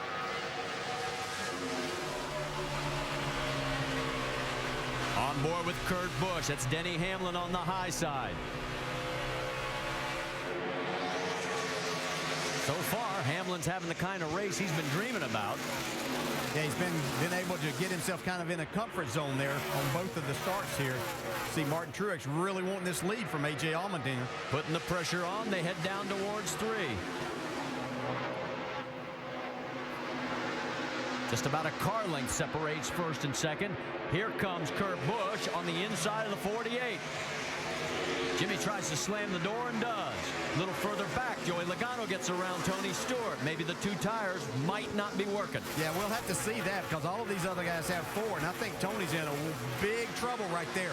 Really loose. Look how far back Kevin Harvick is. And remember, they were running together, but Harvick took 4 tires. Tony took 2. Everybody took 4 tires. Tony Stewart was the only one I saw that took only the 2 tires, so he is going to be in trouble. Brad Keselowski right in front of him. David Reagan also in that mix in the 6 car.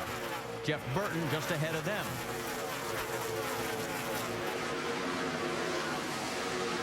Sam Hornish got a little close to the 83 going into turn number 3. On board with Tony, with Casey Kane right behind him, running 16th.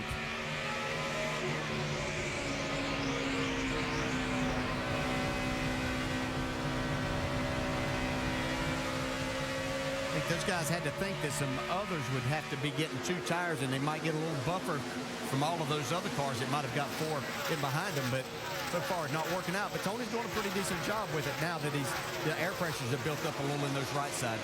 Jeff Burton putting pressure on Sam Hornish Jr. as they go down into the corner.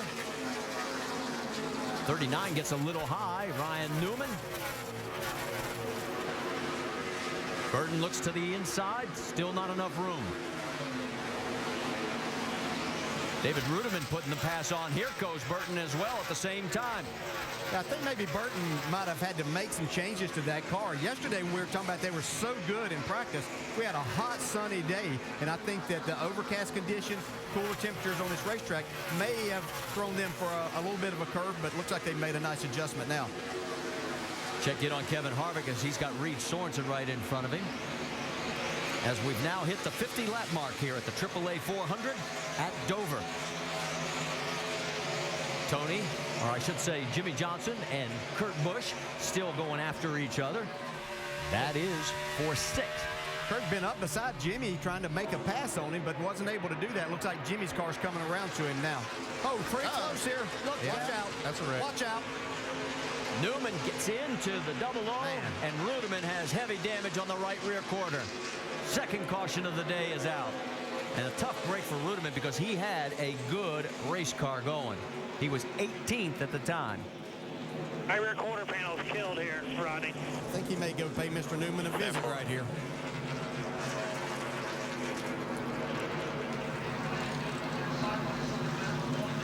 So our second caution out here on lap number 52. When it's knocked out of line, everything's killed, dude.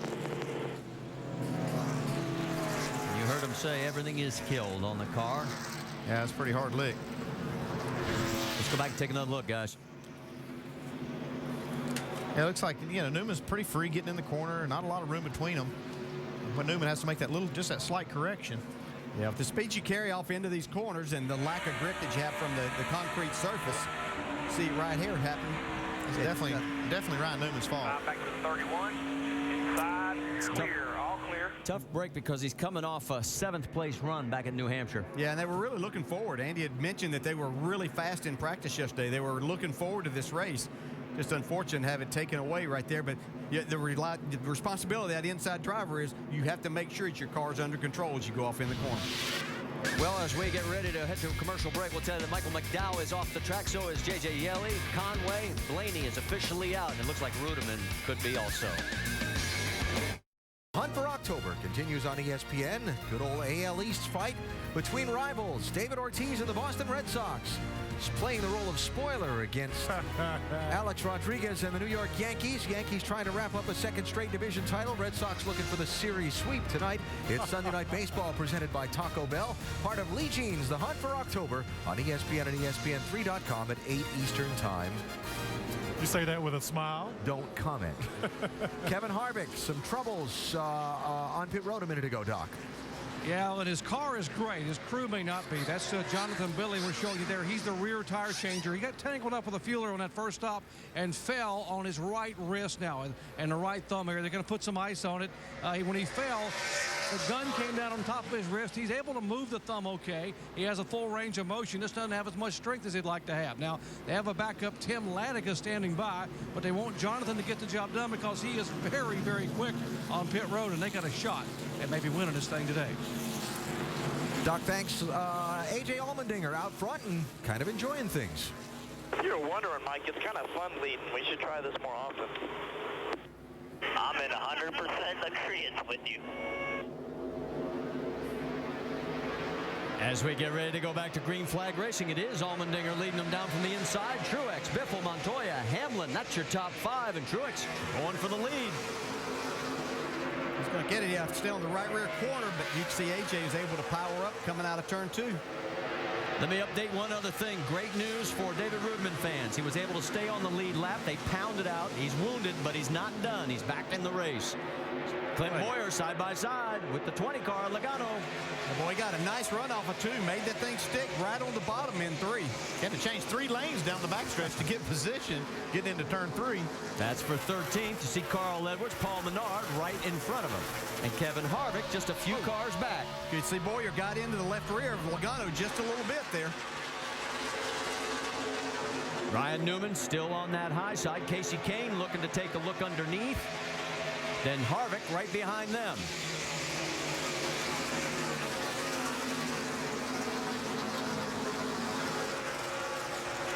Right after Harvick, you've got Tony Stewart, Jeff Burton. So you have 3 chase contenders still basically trying to work their way back towards the front. Let's check in on Jeff Gordon. And the first time today, we've actually been able to mention Kyle Busch's name as he made history yesterday in the Nationwide Series with his 11th win of the season. He could also make history 2 ways today if he were to complete the sweep. Yeah, and you can see Matt Kenseth found his way up in the top 10 just in front of Carl Edwards there. Have to keep an eye on him all day. Matt's really good, especially as these races go on longer throughout the day. Seems to have a good handling car today. Kenseth has had 2 or top 4 finishes the last 5 Dover races, and he was 3rd back in May. He likes this track. Juan Pablo Montoya and Greg Biffle going after each other. Biffle has been true to his word, says he's had a good car, although right now he's going to surrender the position to Montoya, so move Juan Pablo up to 3rd. And here's the irony for you guys. 3 non-chase contenders leading this race right now. And this race has traditionally been won, always been won by a chase contender since the championship started, that format. I think there's a reason these guys are in the chase. They're able to adjust their cars really good. See Biffle really get on Jimmy Johnson's rear bumper and quarter pound. Got him a little bit loose now, trying to take that spot back away, Vince. Yeah, Greg Biffle not 100% happy with his car, although he says it's not bad, but they definitely are already talking about adjustments they're going to make on the next stop. However, Biffle coming into this race, they felt like this was a real opportunity for them. Crew Chief Greg Irwin said this race and the next 2 they feel like will give them an opportunity to get in position to strike in the second half of the chase. This is a big race for Biffle in the 16. Well, just to support you there, Vince, Biffle scored more points at Dover in the last 10 races than any other driver. That's how good he's been.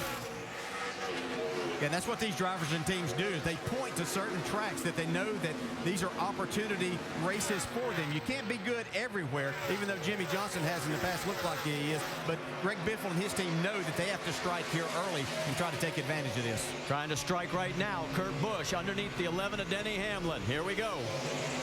And Kyle is going to follow Big Brother. Yeah, he might lose more than a couple of spots here because you got Jeff Gordon right there, Matt Kenseth, Carl Edwards all lined up behind him. A couple more moments, this will start feeling like a parade to Denny. And he's on the sidelines watching. Yeah, you're right, Andy. He could lose 4 or 5 spots before all of this is over, but he's able to settle in behind his teammate right now. So he's limited the damage, at least for the moment.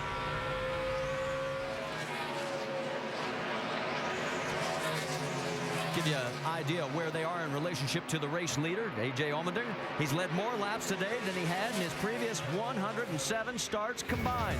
No wonder he likes this idea of being out front. Here at our NASCAR Sprint Cup Series race at Dover, presented by Burger King.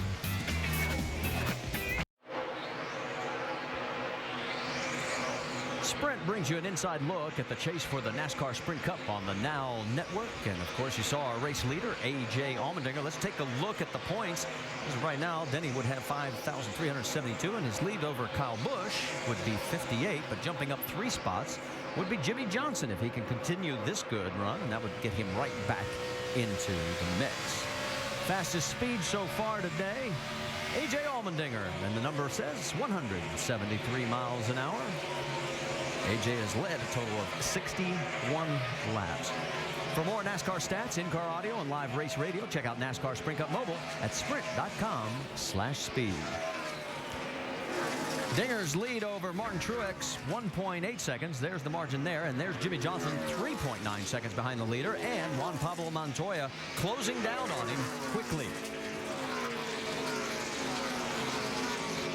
A little further back, Let's keep an eye on this, because remember, it was Newman that sort of slid into David Rudeman. Rudeman's now 1 lap down, and he can't even keep up. I mean, that's how much damage there is to the car. And Harvick's going to go by him as well. So no retaliation from David when he had the one chance. And Casey Kane comes through as well. And here comes Jeff Burton. And right behind, Jamie McMurray. And McMurray trying to rebound from that last round of pit stops. He's up to 19th. I think they must have wanted to make some adjustments on this one car, get some tires back on, and see if they could help it out a little bit as the sun's come out, Dave. Well, yes and no, DJ. I kind of listened to him on the radio, and you got the feeling that they weren't sure they really did want to pit. The car was a little bit loose, but it wasn't way out of control. So once they hit pit road, they took their 4 tires, made an air pressure adjustment, and Jamie's been fighting his way back. He did just radio in. It's a lot better. And what we just noticed also was Jeff Burton making room for him, and obviously not having the car he needs under him right now. Well, with the combination of the adjustment and like 10 or 12 lap fresher tires, he's able to go buy some really good cars here. And it's still early in this race to have a big battle. Let's get an update on the 31, Jamie. Well, Jeff Burton was really quick in practice, guys, especially final practice, where he was 3rd overall. Talked to the team this morning. They said we would be really disappointed if we didn't have a top 3 finish. Well, Jeff Burton didn't do his part on qualifying, didn't go as planned. He ended up qualifying 27th. And the car right now, back there in traffic, not very good. He's loose, and he's not very good on the long run. They need to get this car better if they want to move up, Marty. Just a little bit further back behind Jeff, there is Tony Stewart, as he is still trying to fight his way towards the front, running in the 20th position. See, just that little bit of sunshine shining on the track. It's heating up a little bit. Trying to figure out maybe who is benefiting from this. Looks like maybe Jimmy Johnson his car's a little bit better with the sun on the track. And that sun's a blessed relief, because there was the potential for some of that 4-letter wet stuff that we don't want to mention. It's to the north of us right now. Dave, give us an update. We know the 48 car started out front on the pole today, and it was one of the conversations I had with Chad Knaus this morning. You've led in the last 3 races 794 laps, so you kind of tune your car to be out front, right? And he's kind of like, well, yeah. I mean, it's a huge difference if you run out front all the time compared to how you tune your car if you're back in the pack. So, Andy, they restarted 6th. I don't think that's really back in the pack. How far back in there would they have to be before Chad got a little nervous about having to retune his car to be in traffic? Yeah, well, 6 isn't that bad, but that is a place that you can find yourself with the car not working like you would up front. I mean, you need that clean air on the nose. He's up there in 3rd spot. I think he's in a good spot. I mean, no place is any better for Chad Knaus in the lead. That's where he wants this car, but the car looks really good right now. One of the things I saw that was interesting before the start of the race, Chad was actually adding the tape that he wanted specifically where it was on the front of that race car. Kevin Harvick now, as we tune in on his progression, setting sights on the 39 of Ryan Newman for 15th. And he's gained 17 spots since the start of the race, so Harvick's having a good run. Largest gainer has been Mark Martin. We'll let you know Mark is running 22nd right now. He started 42nd. All right, let's go back and check in on our race leader, because A.J. Almondinger has now opened up a 2.3-second margin over Martin Truex Jr. You want to see how big a lead that really looks like from 1st to 2nd? There it is, and here's what we heard on Martin's radio.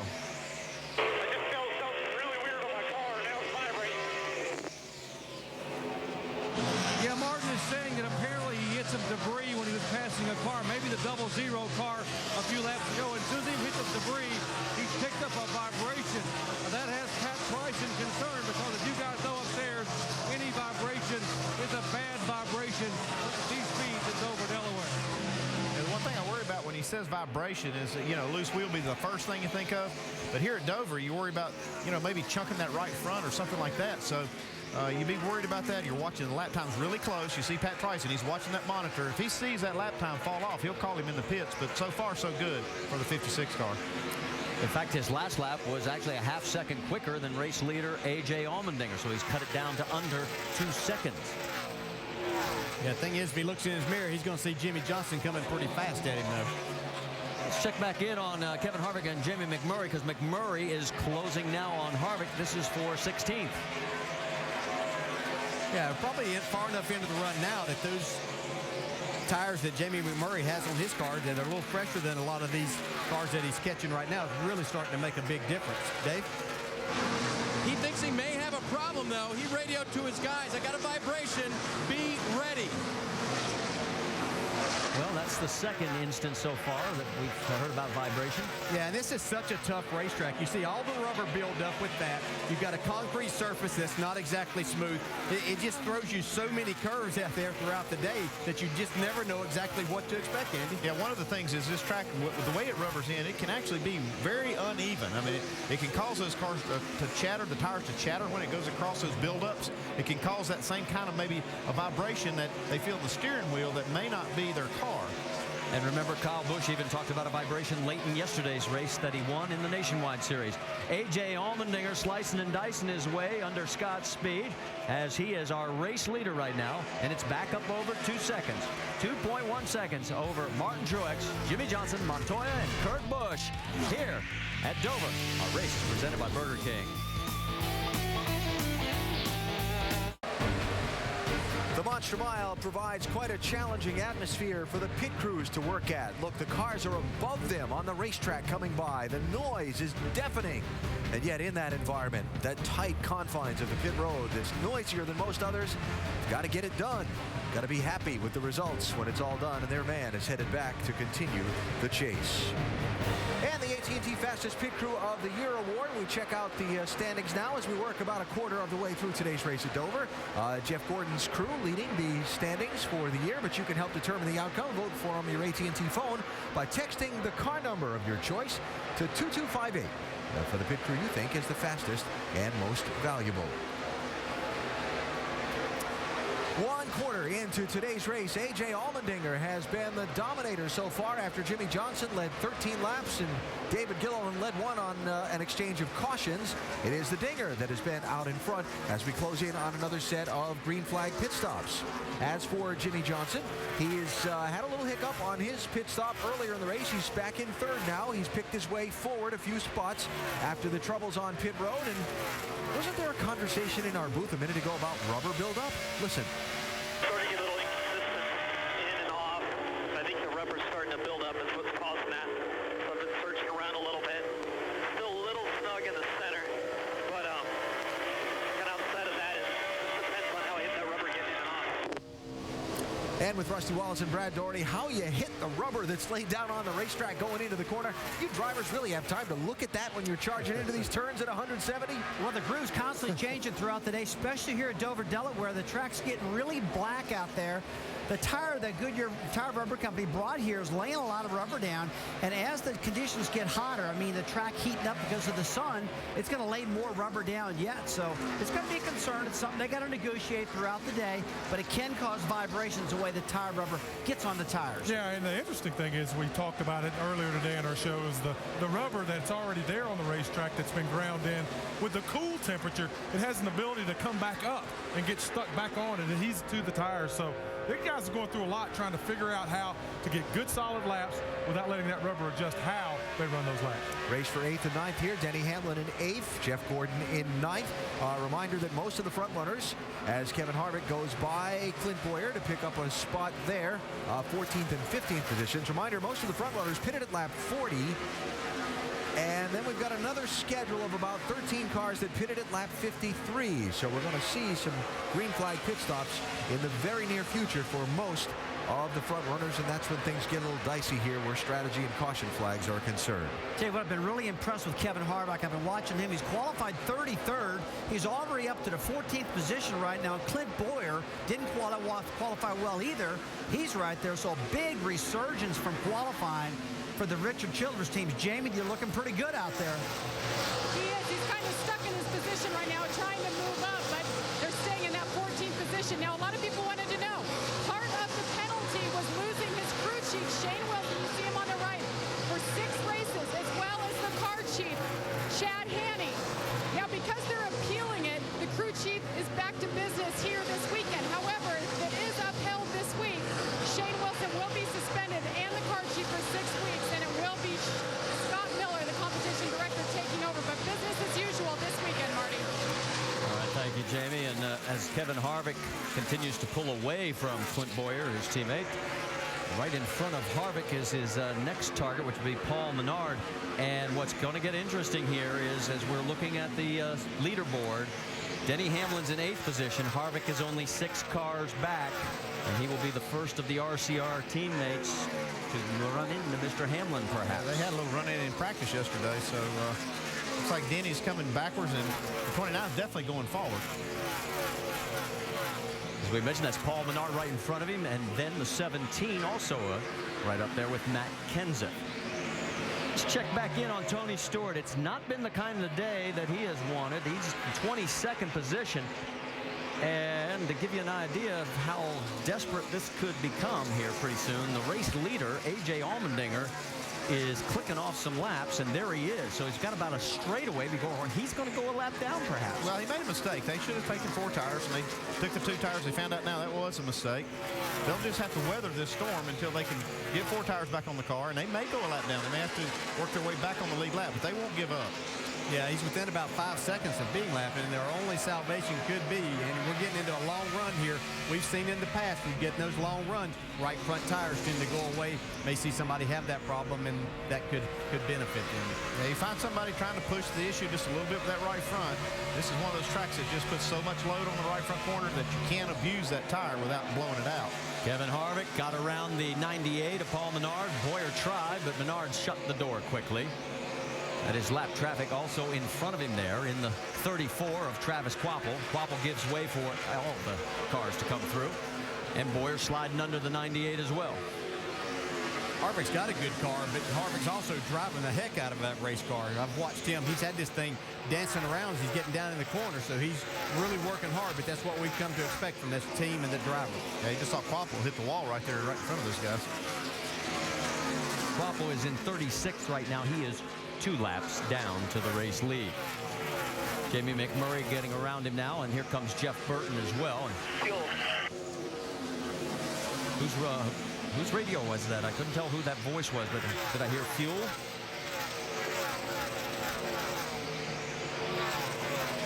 You see A.J. Allmendinger. A.J. Allmendinger coming to pit road. He had about a 3.4 second lead before this round of pit stops. We'll see how the crew does after they run through the cycle. Well, he last pitted on lap number 40.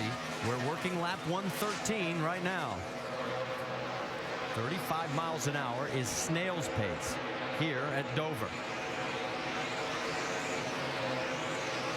That's agonizingly slow. He's coming towards you, Vince. That's right, and boy, that drive to pit lane is so slow for these guys. But the crew chief reminded him, Mike Shiplett, have a good, smooth stop. He says the car's getting a little darty in the front end, but they're still not going to make any changes. They're going to just go with 4 fresh Goodyear tires and fill it up full of Sunoco fuel. Jamie. And Tony Stewart, as you guys talked about, took right sides only on lap 40. He says he's tight center off. He couldn't wait to get in here and get 4 fresh tires for Tony Stewart. Doc? Matt Kenseth coming in for his second scheduled stop. Matt, the former Dover winner here, saying the car is loose all the way through the corner. They had made a track bar adjustment on the first stop. Air pressure. This time they're going to top it off with Sunoco fuel. 4 tires, more chassis adjustment, trying to get the car tightened up, particularly in the middle of the corner. Dave. Paul Menard had been running 14th. Jamie McMurray had been running 16th. Menard says I need to turn better in the corners, so they'll make an adjustment for that. As for Jamie McMurray, he said he was loose in, and on landing, it was tight at the 3/4 mark. They'll make a wedge, adjustment on McMurray as well. Vince. There's the 18 of Kyle Busch. They made an adjustment with the car early. Felt it was a little bit too loose, but they liked it better on the second run. 4 tires for Kyle. There's the 11 of Denny Hamlin. He started to slip back. They made an air pressure adjustment in both rear tires. Went with 4 fresh Goodyears and filled it up with Sunoco fuel. And the pit stops continue. See Jimmy Johnson at the bottom of your screen as he is getting his service, Dave. His car was inconsistent in and off. You heard about that on the radio. Tight in the center is what they'll go to work on for Jimmy Johnson. Air pressure adjustment for him. And this time, boy, still a little bit of a stumble there. Didn't look really clean. 15-second stop, guys. Martin Truex was the race leader, but as he has made a stop, he surrendered the lead to Joey Logano. There's Truex getting his service finished up. Kurt Busch also in right now, Dave. 2 car of Kurt Busch during that last run, still loose. They were going to just do air pressure, but Kurt said said, you know what, it's going kind of crazy on me, so he wanted a track bar adjustment as well. 2 adjustments for the 2 car. Doc? Leader Joey Logano on pit road, so the car is tight in the middle. We're going to make a 4-tire change. Air pressure on Joey. What a difference a year makes. Remember, a year ago, he tumbled his car over and over here on lap 31. He comes in this time, just past the 200 lap mark as the leader. James.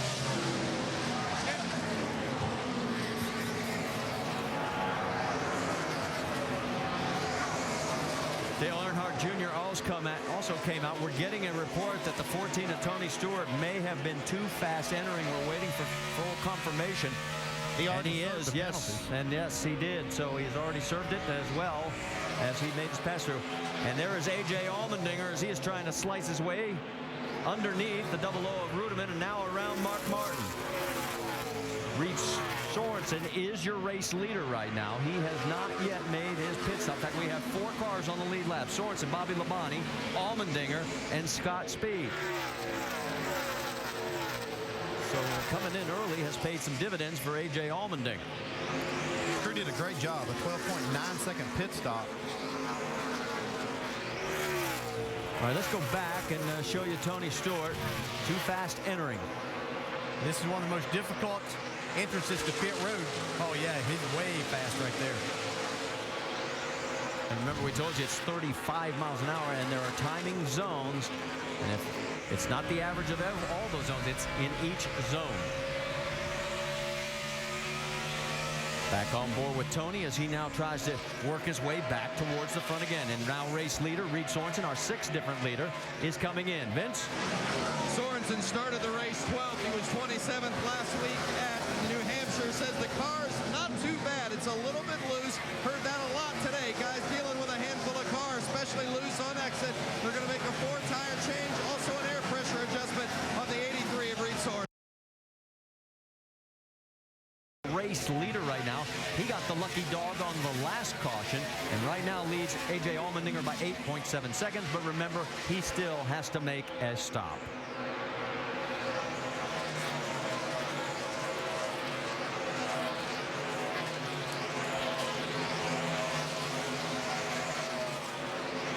Bobby last pitted, just in case you're wondering why he's able to go these many more laps.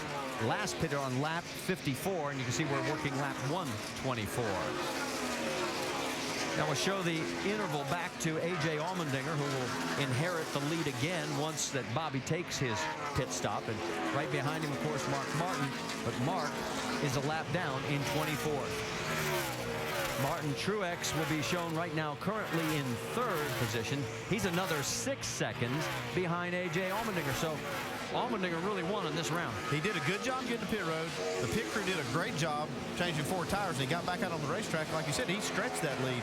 We were just wondering how this team would react to being the leader, coming down pit road. They actually extended that 3.5-second lead to 6 seconds. So great job. Here comes Allmendinger going around Brad Keselowski.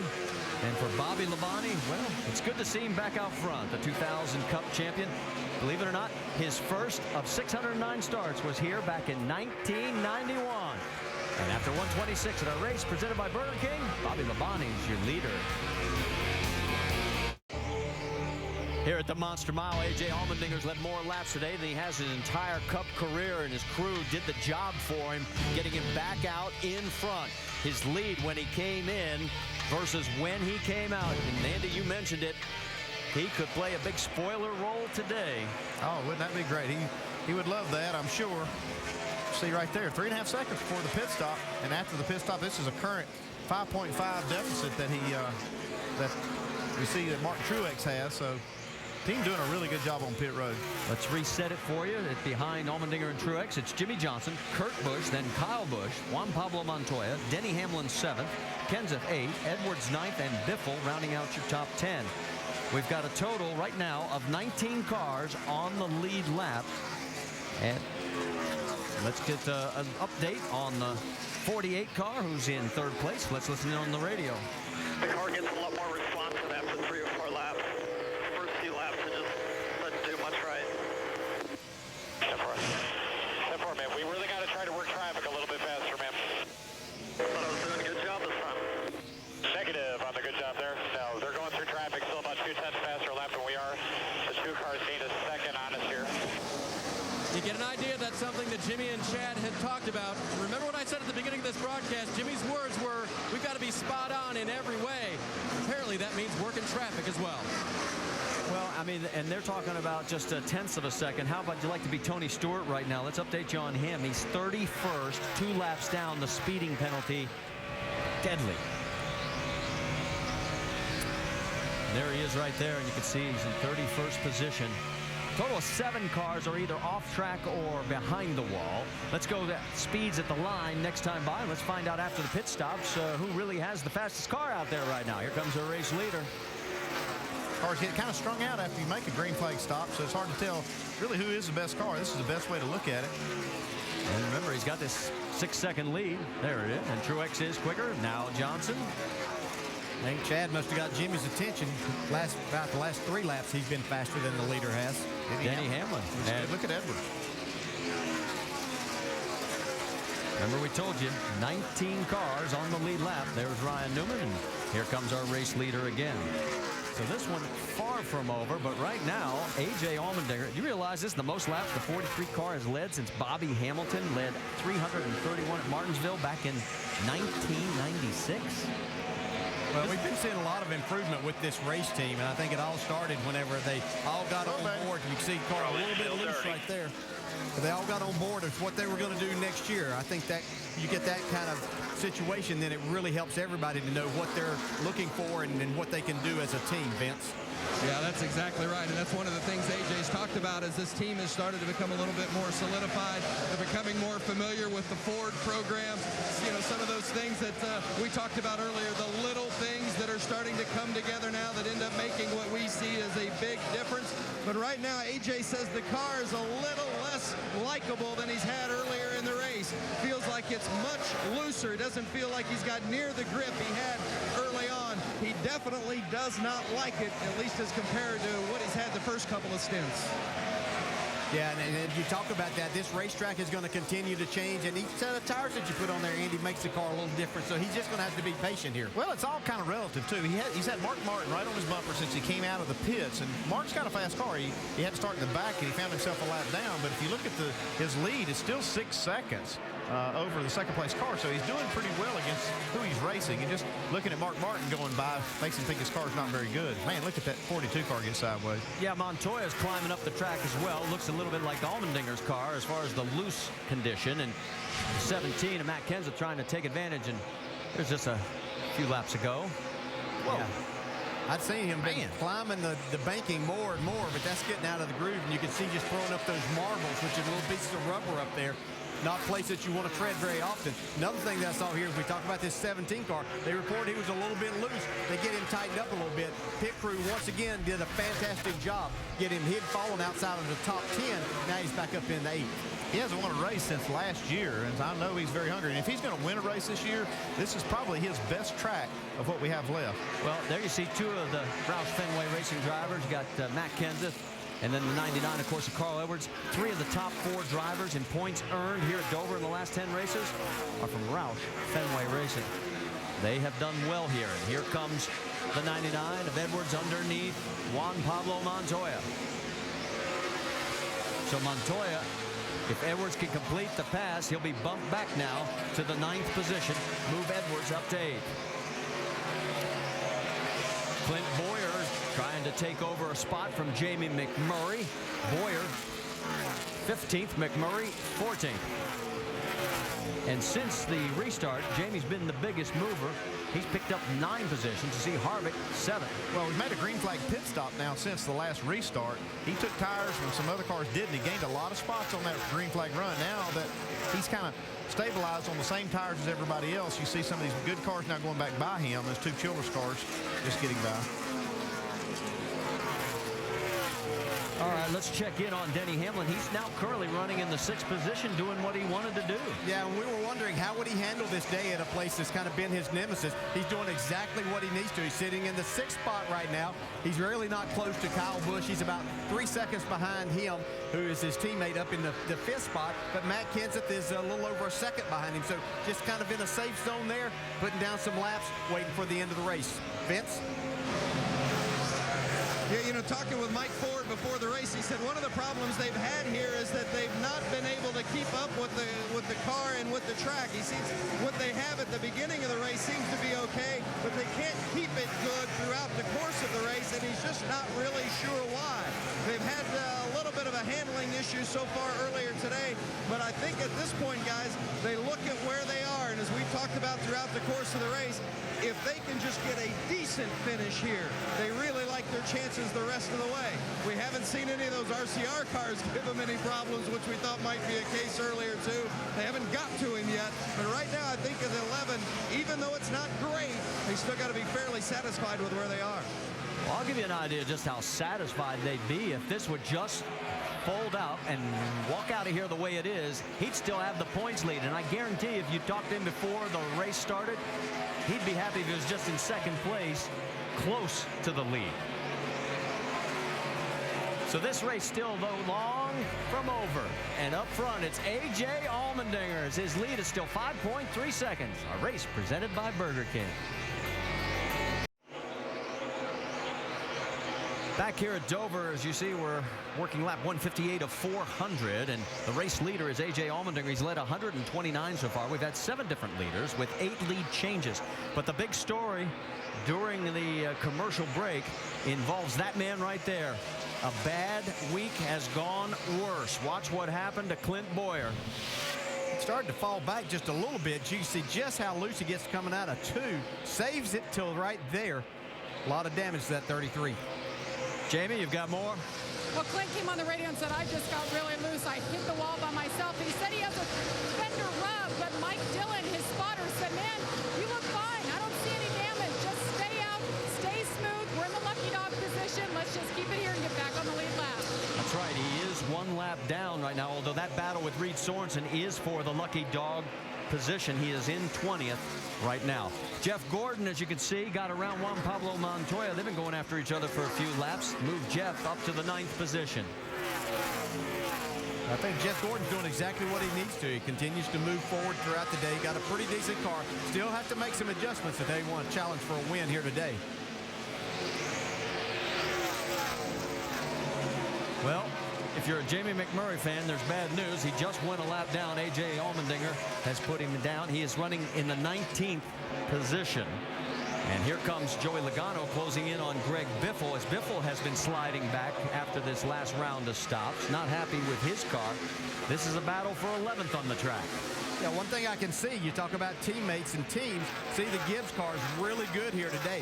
As now Logano is going to try to work his way a little bit closer to that top 10, but Kyle Busch up in 5th, Denny Hamlin 6th. Now Joey Logano trying to go to that 11th spot. Well, one of the things that has been interesting, guys, you realize this is the 5th straight race of the season where we've had a green flag stretch of at least 100 laps. And these guys are racking them up, putting them down. There's A.J. Allmendinger as he is approaching the 13 of Casey Mears, who's running in 29th already, 1 lap down. Let's get an update from pit road. Vince? Well, there's no doubt A.J. Allmendinger has had the dominating car so far in this race, but right now, more than any other time in this race, he's got a handful. Listen. The way the rubber's filled up, it's terrible for the rear of our car. Oh yeah, I'm just wrecking right now. I'm just hanging on. The back end's real wiggly and the front end's taking off on me. Right here, he's got problems in the front end and the back end. Let's go to the NASCAR Craftsman Tech Garage with Tim Brewer and get an idea how they might be able to help it. Tim? Thanks, Vince. To get the car in the corner and get it to turn through the center, you might do a little bit of air pressure. But still yet, to get the car forward bite, get it more traction off the corner, you're going to see the guys actually run the track bar down. What we're trying to do here is move the pivot point lower to give the car more rear grip. But still yet, some of those guys, when they're wrecking loose, they want to put spring rubber in the left rear spring, and that's going to tighten the car up as well. Marty? All right, thank you, Tim. And as we've been focusing on A.J. Allmendinger, let's update you because Jimmy Johnson has just gotten around Martin Truex to take over the 2nd spot. And there is Jimmy. And he has opened up a 1.5-second margin over Martin. Don't know if Martin's got a problem, but made it look pretty easy. Carl Edwards also trying to get around his teammate, Matt Kenseth. That's for 7th, so move him up. You know, and something I'm starting to see, that we see the groove is widened out a lot, but some of these guys that are coming forward, I'm seeing them running back down closer to the bottom part of the racetrack. You see it's not nearly as black down there. I think they're trying to get away from that rubber buildup. Greg Biffle, Juan Pablo Montoya. This is for 11th on the track.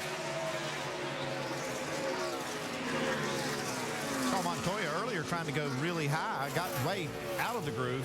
I mean, is this something that, Dale, that you as the driver looking for some of that wider racetrack and trying to find grip? Yeah, you're just trying to find some grip, and as that rubber builds up and it'll start your car chattering across there, you can see there's only a couple of places to go. You can try to go up higher. A little dangerous up there, but some of these others are getting their left side down on the very bottom where there's not as much rubber buildup, and they're starting to make that work. You see, that's where Greg Biffle's starting to run now. Yeah, Biffle proved your point when he got around Montoya, and here he goes around some lap vehicles. Here comes Kevin Harvick, and we'll see what kind of line he's going to take. Yeah, he was actually one that I noticed a while ago who had been running up much higher on the racetrack, but has brought his car down and is really moving forward. Travis Quapple gets out of the way in the 34. He is 4 laps down right now, and here comes Harvick closing on the 42. Man, we've seen this team do this all year. Not qualify so great, but work on this car. Kevin Harvick doing a great job of driving the car. Just march forward all day long, just like he did last week. Looked like they were going to have a disastrous day, and ended up finishing 5th. Yeah, and that finish was the first time he had been in the top 5 on the last lap of the race. He has picked up 20 spots so far, and you saw Greg Biffle getting a little loose. Here comes Harvick trying to close again on Montoya. Yeah, that qualified just a little loose for Greg Biffle. It's a lot loose for a lot of drivers, but just a little for Greg. It looks like everybody's got their hands full right now with this rubber buildup. You see A.J. Almondinger now. He's a leader. He's lost a lot of his lead. Look how loose that car is. Before we finish, I ain't going to last much longer. About 20 more laps. We're not making that. Come on now, you can do it. You're doing fine. Well, those are lap cars going by. Hey, pit this time. 4 tires, 1 down track bar. So he's going to come in because he is. I mean, he's getting eaten up by guys that are 2 and 3 laps down right now. His lap times have dropped off markedly. Yeah, he's got a little issue right here. He just wants to get another set of tires here. 3,900.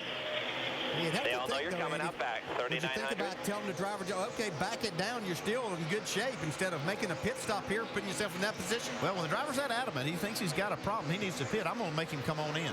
Well, he last pitted on lap 113. Here we are on lap 173, and you want to get an idea how slow 1 really down is. track bar. 4 tires, 1 down track bar. You heard the call from the crew as A.J. Allmendinger's coming down. This won't be too devastating if they can get a round of green flag stops in. He's there, Vince. Yeah, I'm going to tell you what, they were trying to encourage him that he still had a 3.5-second lead and to hang in there, but A.J. was having nothing to do with it. He said this car was on ice, and he just could not hold on to it. You heard him talk about the adjustments, 4 tires and 1 down on the track bar, just as Tim Brewer suggested. Well done, Tim. Well, and yeah, he was commencing to reckon if he would have stayed out there pretty Yeah, much this longer. might even force some of the other leaders to come in since he pitted early. And well, out there with those fresh tires. We've had our 9th lead change as Jimmy Johnson has taken over the lead again. Now, 5 of Johnson's 18 chases wins have come from the #1 starting position, and that's where he started today. And he is back in that slot right now. There is your top 5 here at Dover, a race presented by Burger King.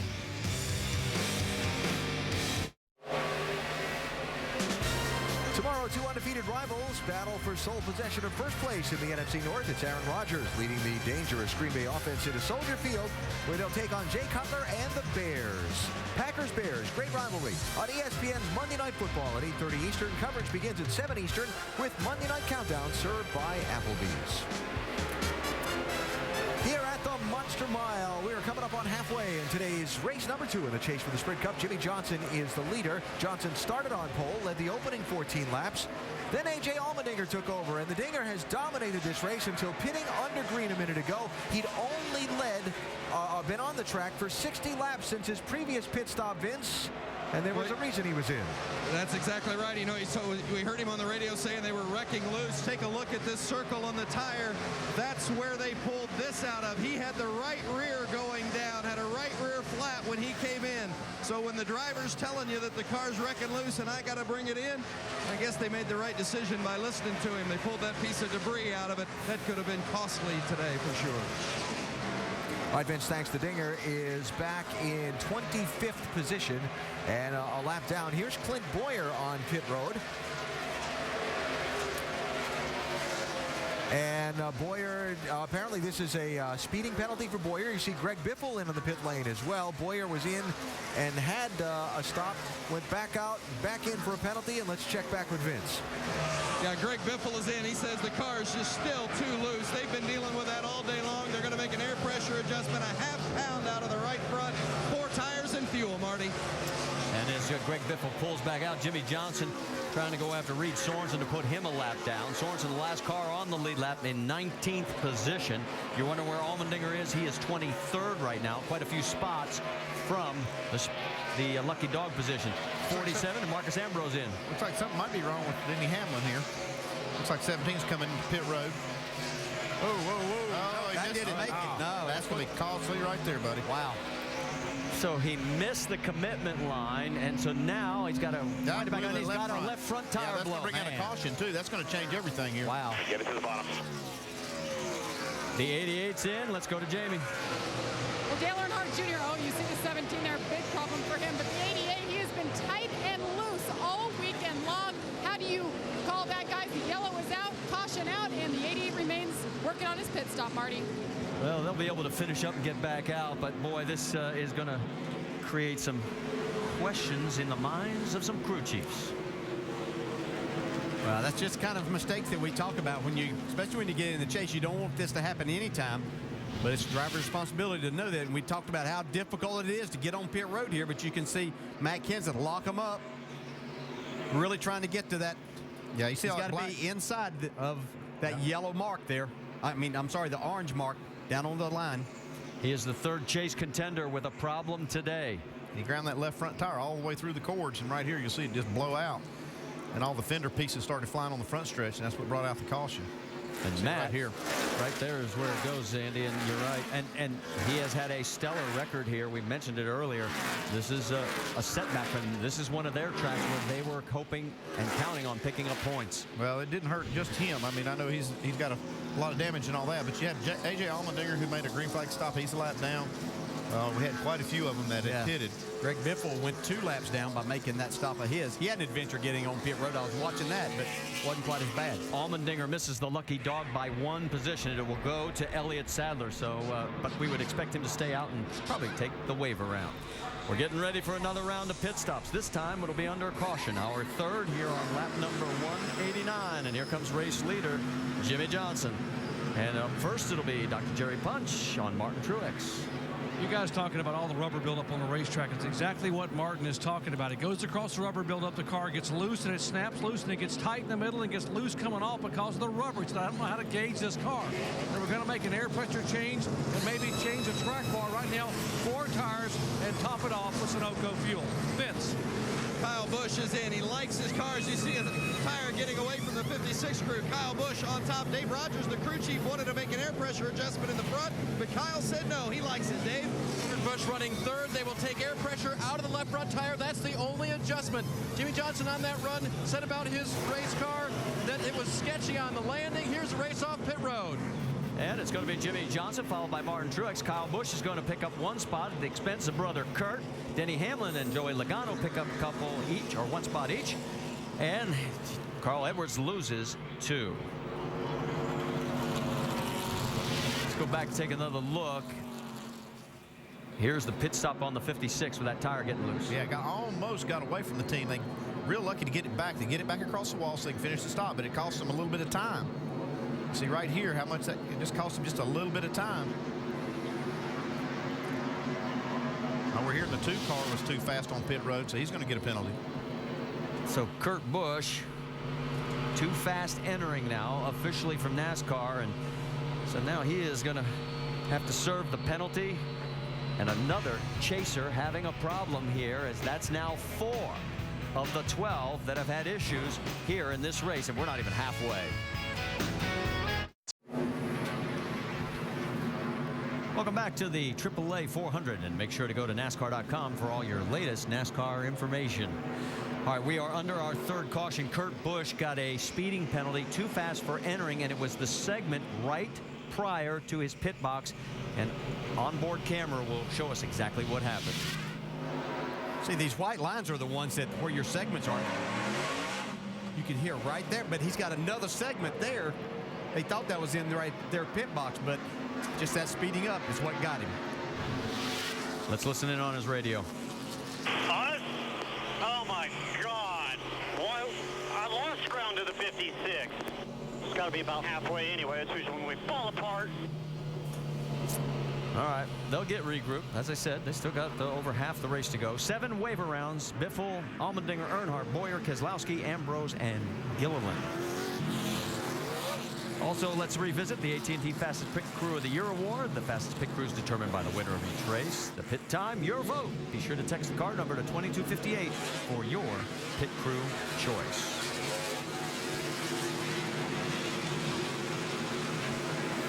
So let's get ready and reset it for you. It'll be Jimmy Johnson, Martin Truex up front, Kyle Busch, Jeff Gordon, Denny Hamlin, Logano, and as we mentioned, Almondinger with the wave around on the lead lap, and Mark Martin has driven his way back onto the lead lap, folks. So all Mark Martin fans, he's 15th. Yeah, we've got all 3 JGR cars up in the top 6 now. Whoa, and look at Clint Boyer, and he's trying to gain up some ground. Boyer, of course, is 2 laps down right now in 30th position. Here is Kyle Busch going after Jeff Gordon. That is for 3rd.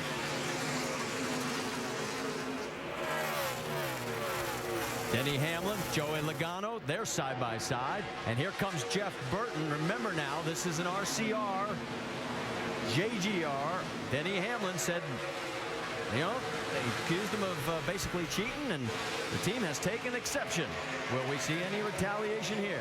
Well, Jeff Burton's done a nice job. You remember earlier his car wasn't all of that good. His pit crew's done a fantastic job picking him up a couple of spots each time. I think you'll see Burton racing really hard, but I don't think you'll see any retaliation from Jeff. Maybe you see that you might find some of the other 2. He clears him, so give Jeff Burton the position over Hamlin, move him up to 6th. Carl Edwards now taking a look at Denny. On the high side, that was Paul Menard. Yeah, Jeff Burton car now is what we saw yesterday in practice that really made us think he may have a shot here today. Yeah, I think the track is coming to them. This is exactly the conditions that we had in Happy Hour. The sun's on the track. You see the rubber buildup. I think it's right now just like it was in Happy Hour. And let's talk about Kevin Harvick. He started 33rd, and here he comes, guys, doing what he always seems to do. He's up to 11th. Yeah, that's usually a little quicker than he does it. Yeah. he moves up before the end. Yeah, before the end. Doc, you've got more? Yeah, Marty, the plan today for Kevin Harvick was this. Start 33rd, not where he wanted to start, by the way. Be in the top 20 by lap 100, which he was. Be in the top 15 by lap 150. He said, we want to be in the top 10 by halfway. He is right now 11th with 2 laps to go to halfway. So far, he's made 2 of his goals. Got 1 more to go. Well, if he can beat Paul Menard to the start-finish line, he'll be in the top 10. Meanwhile, Carl Edwards is trying to get around Denny Hamlin to take over that 7th spot, and he's got him. Let's go back to Harvick. Does he make his goal as we're getting ready to reach the halfway point?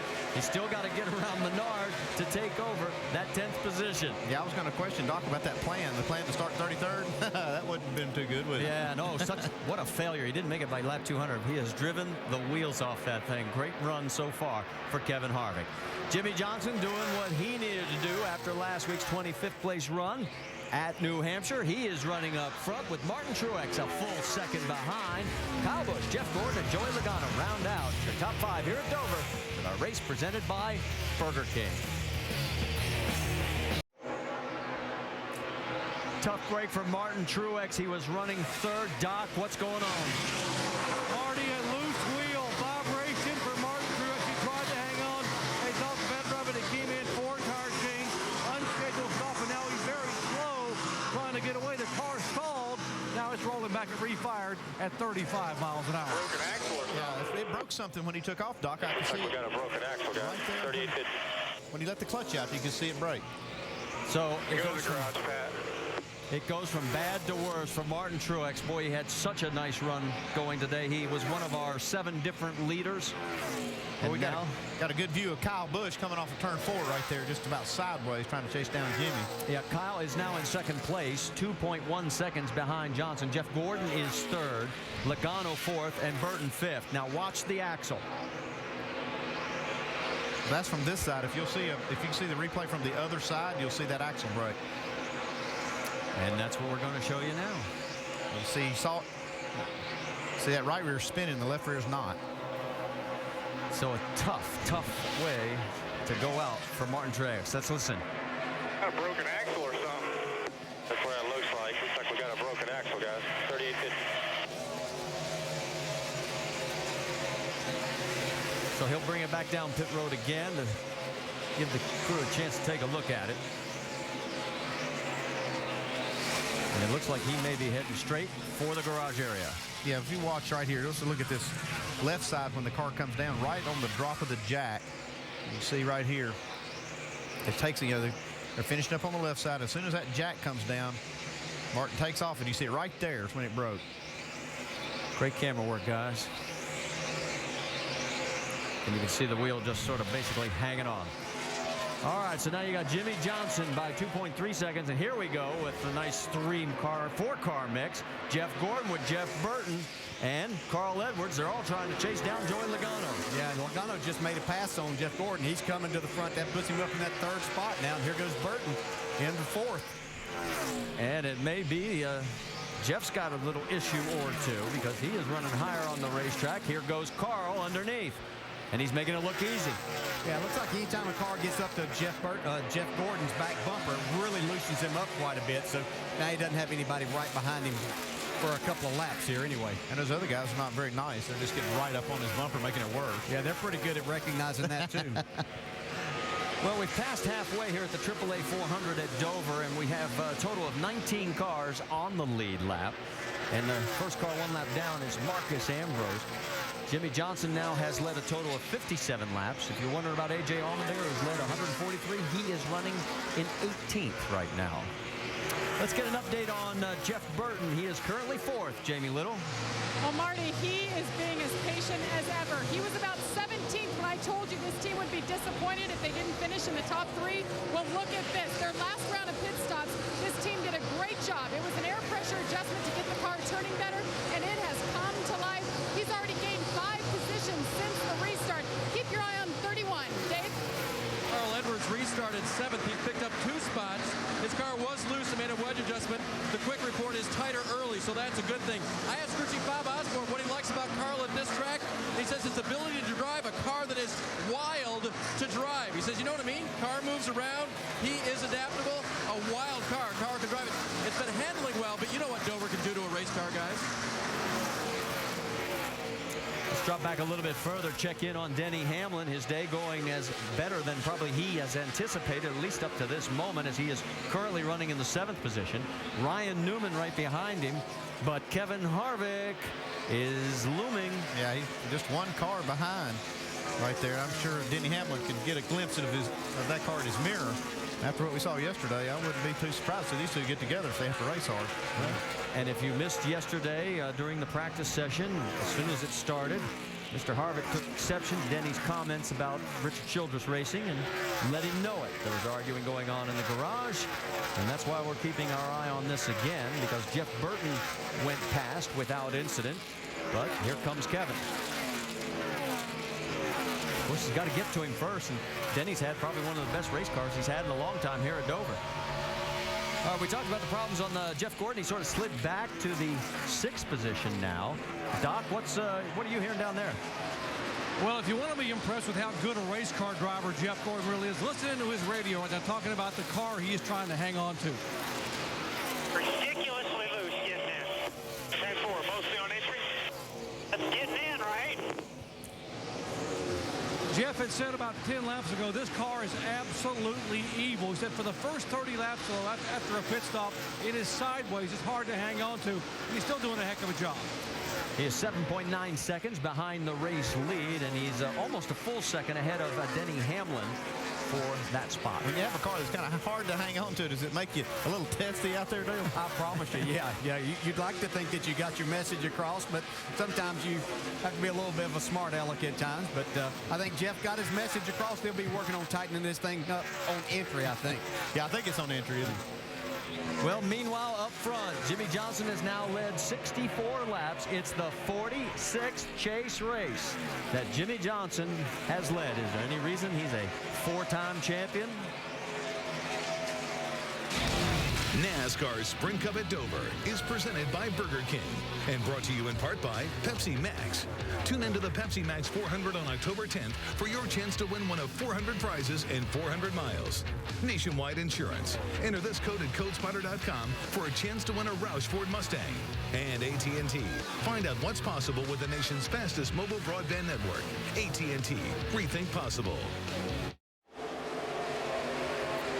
Chase race number 2 for the NASCAR Sprint Cup Series from the Monster Mile in Dover, Delaware, being led by Jimmy Johnson past its halfway point. 170 laps to go. Johnson out in front of Kyle Busch by 2.7 seconds. Let's get you caught up on what's happened so far in our Dodge race rundown. Jimmy started on the pole, lost the lead in the early going, then lost a bunch of track position when a pit stop went wrong. Little trouble with a drop lug nut on the left rear. The man who's been the star of the day so far was A.J. Almondinger. That's Jimmy passing Almondinger for the lead.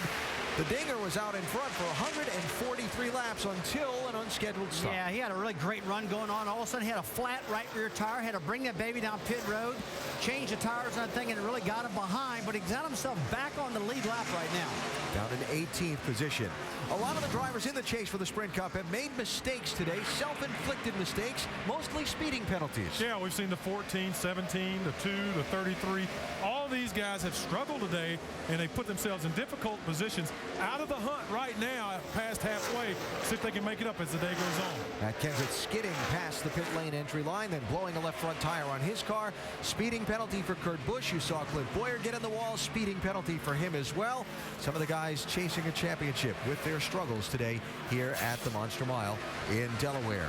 So far, the caution flag is waved 3 times for 14 laps. Fairly tame.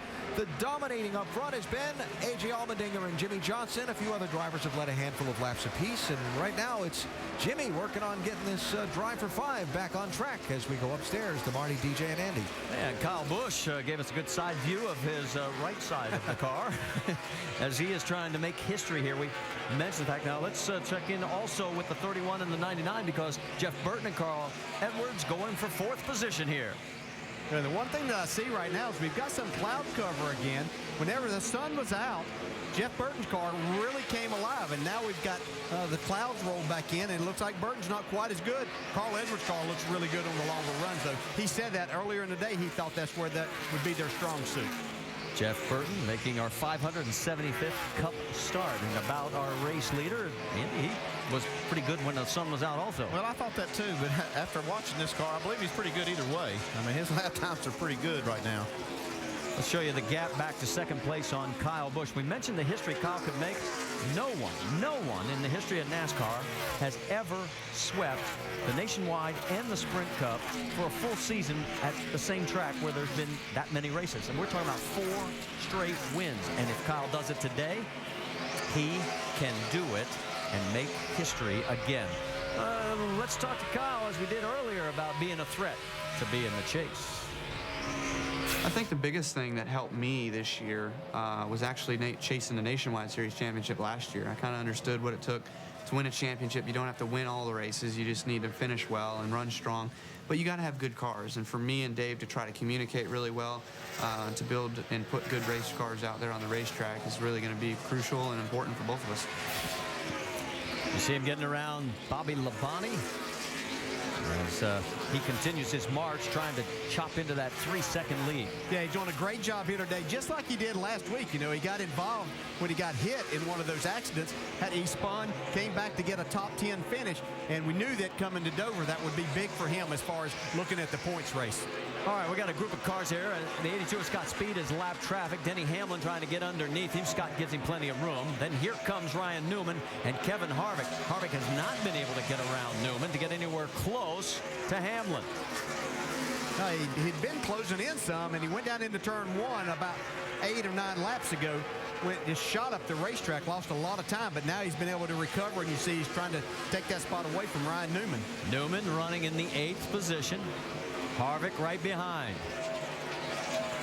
Now, Harvick's car looks like another one of those that, as you get some laps on the tires, that his car kind of continues on where some others fall off quite a bit. Right on board with Ryan. Here comes Kevin taking another look.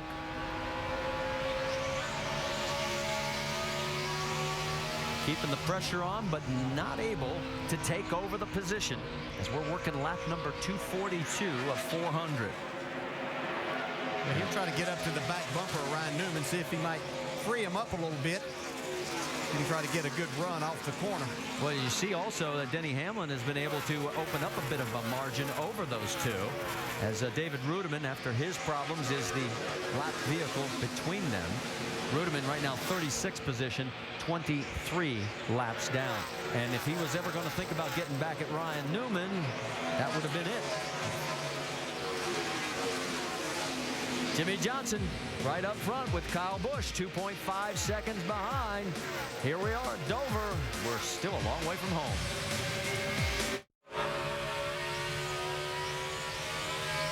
Coming up, the O'Reilly Superstar Batteries NHRA Fall Nationals, and the finals will be tonight at 7 Eastern on ESPN2. NASCAR now at 10 Eastern, also on ESPN2. And then our NASCAR Nationwide Series broadcast from Kansas will be next Saturday, 3 Eastern. That also on the Deuce. And the NASCAR Sprint Cup Series from Kansas Sunday, 1 o'clock Eastern, right here on ESPN. Jimmy Johnson out in front by 3.1 seconds over Kyle Busch. Joey Logano is third, Carl Edwards fourth, and Jeff Burton is fifth. But Kyle Busch had himself an issue just a few moments ago. Let's show you what happened. Coming out of turn 2 here, trying to get all he could get. The 77 was right on his bumper from where Kyle had gotten around him. Gets into the wall a little bit. Not sure how much damage. It's going to change his car. Well, let's listen on the radio and see what he says. Right side, I knocked it out. It's different. I'll figure it out. Vince, you've got more? Well, the big question for Kyle was whether he did damage to the front or just the rear. He said he felt like it was just the rear. His spotter said he thinks that maybe they built in that right front just a little bit. But Kyle says it's not too bad, but it definitely feels tighter since that contact. Well, and then if you want to watch another interesting moment, watch Casey Kane as we ride on board with Tony Stewart. Well, you think this isn't a challenge. You can see he had his right sides in that really dark spot. Looked like where the rubber's really building up. It's made the car take off up the racetrack. Nice save. Meanwhile, Jimmy Johnson continues to lead, but his lead's down to 2.8 seconds. He's gotten around Travis Kvapil again. There is second place. Joey Logano is 5.9 seconds behind the race leader. Let's get an update from pit road. Dave Burns. On the leader, Jimmy Johnson. He's had very good comments about this race car all day long. And remember, his 5 wins here make him the leader among active drivers. But what about his record following a bad week? Did you realize that there have been 7 times in the chase where he has finished 25th or worse, similar to last week? The next week, 3 times, he's won the race. That's a pretty good stat, Marty. Yeah, it is. I mean, they've got plenty of stats to back up those 4 championships. Yeah. There's quite a few. All right, we mentioned Mark Martin had gotten back on the lead lap on his own. Guess where he is now? If you are a Mark Martin fan, get out your T-shirts, your flags, wear them proudly, because Mark is up to the 11th spot, and it's like the Mark Martin we knew from last year. He has taken this car and moved it up 31 spots, Jamie Little. Well, this car has been tight, but he has been up on the wheel the entire race. His pit crew is getting the job done.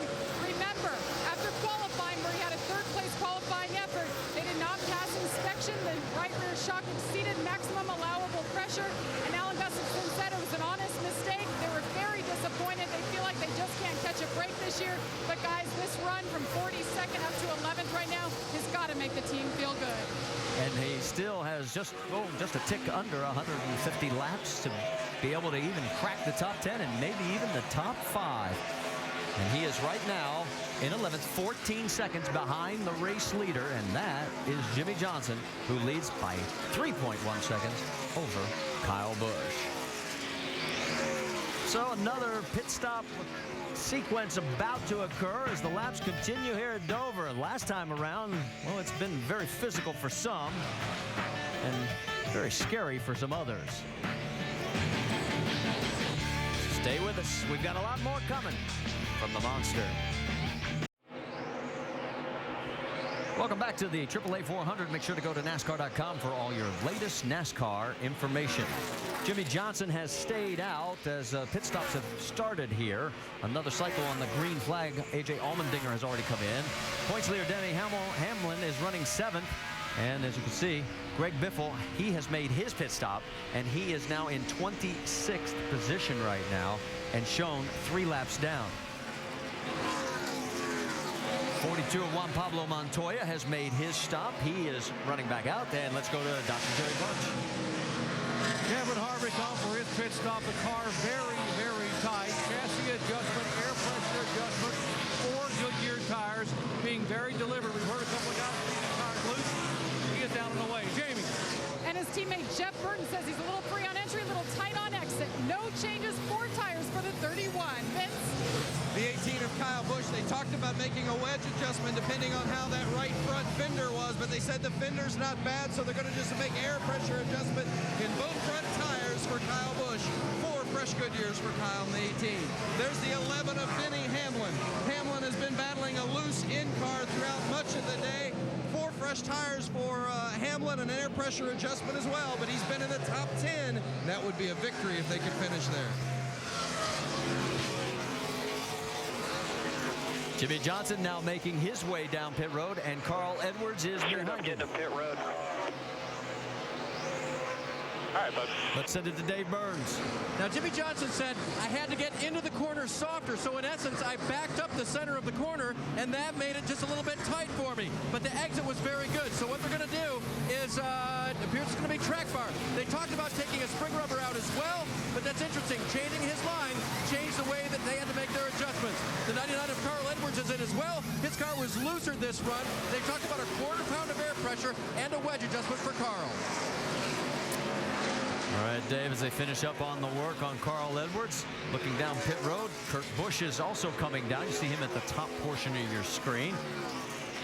David Reagan right out in front of him. Regan Smith, who just celebrated his 27th birthday, and he had a penalty that he had to serve. He was speeding on pit road, and unfortunately, that is going to be a problem because he just got busted again. He sped on his pass-through. Let's get the update on the 2, Dave. Kurt Busch is recovering somewhat from that pit road speeding penalty. Loose everywhere was the car. He's picked up about 5 or 6 positions on that run. They make a track bar adjustment and air pressure adjustment for Kurt. And you see the 48 of Jimmy Johnson going around Clint Boyer. Boyer, 27th spot right now, 3 laps down. His chase hopes are dwindling quickly. Other chasers that are in a bit of a bind, well, Greg Biffle's in 22nd, 1 lap down. Matt Kenseth, 20th, 1 lap down here at Dover.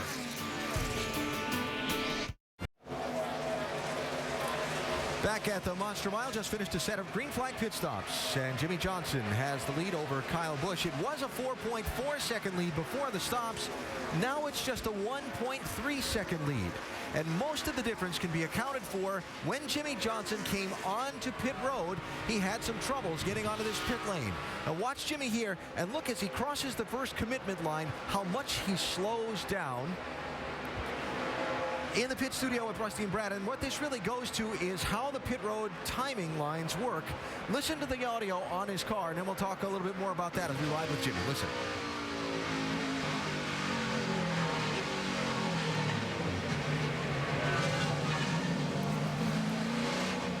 Yeah, Alan, right there. He just obviously thought he'd come in pit road way too hot. He slowed down so he wouldn't get a speeding penalty, but obviously slowed down just a little bit too much, and he lost all that time on pit road, almost 3 seconds. But the good thing is he's flat flying on the racetrack right now. He's by far the quickest car at the moment. I guess my theory, I got one of 2 theories. Either he thought he was too fast and had to slow down and stretch that time out between the first 2 timing lines, or he had trouble finding the gear he needed to for his pit road speed. Just listening to that engine sound? Yeah, but I believe it was your first theory there. I think he was just concerned about speeding, making sure he was going to be correct in the zones, slow enough in the zones, and just got on the brakes and loaded up a little bit too hard. All right, well, Jimmy's driving away from second place now. Lap time's looking good, and Johnson almost now back up to a 2-second lead. Let's go up to speed with Pepsi. Dave, what are they saying in the leader's pit?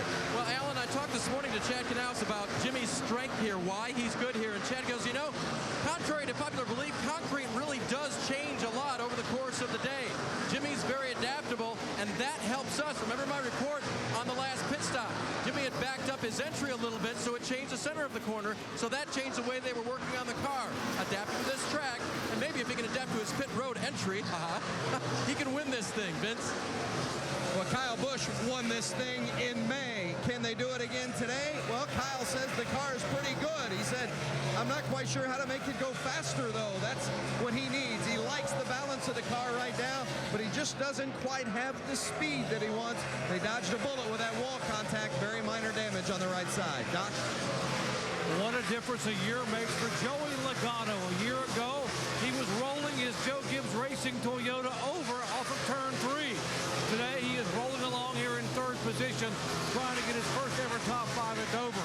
Last pit stop, half around the wedge, half around down on the track bar. The car had been loose, now is much, much better. Dave.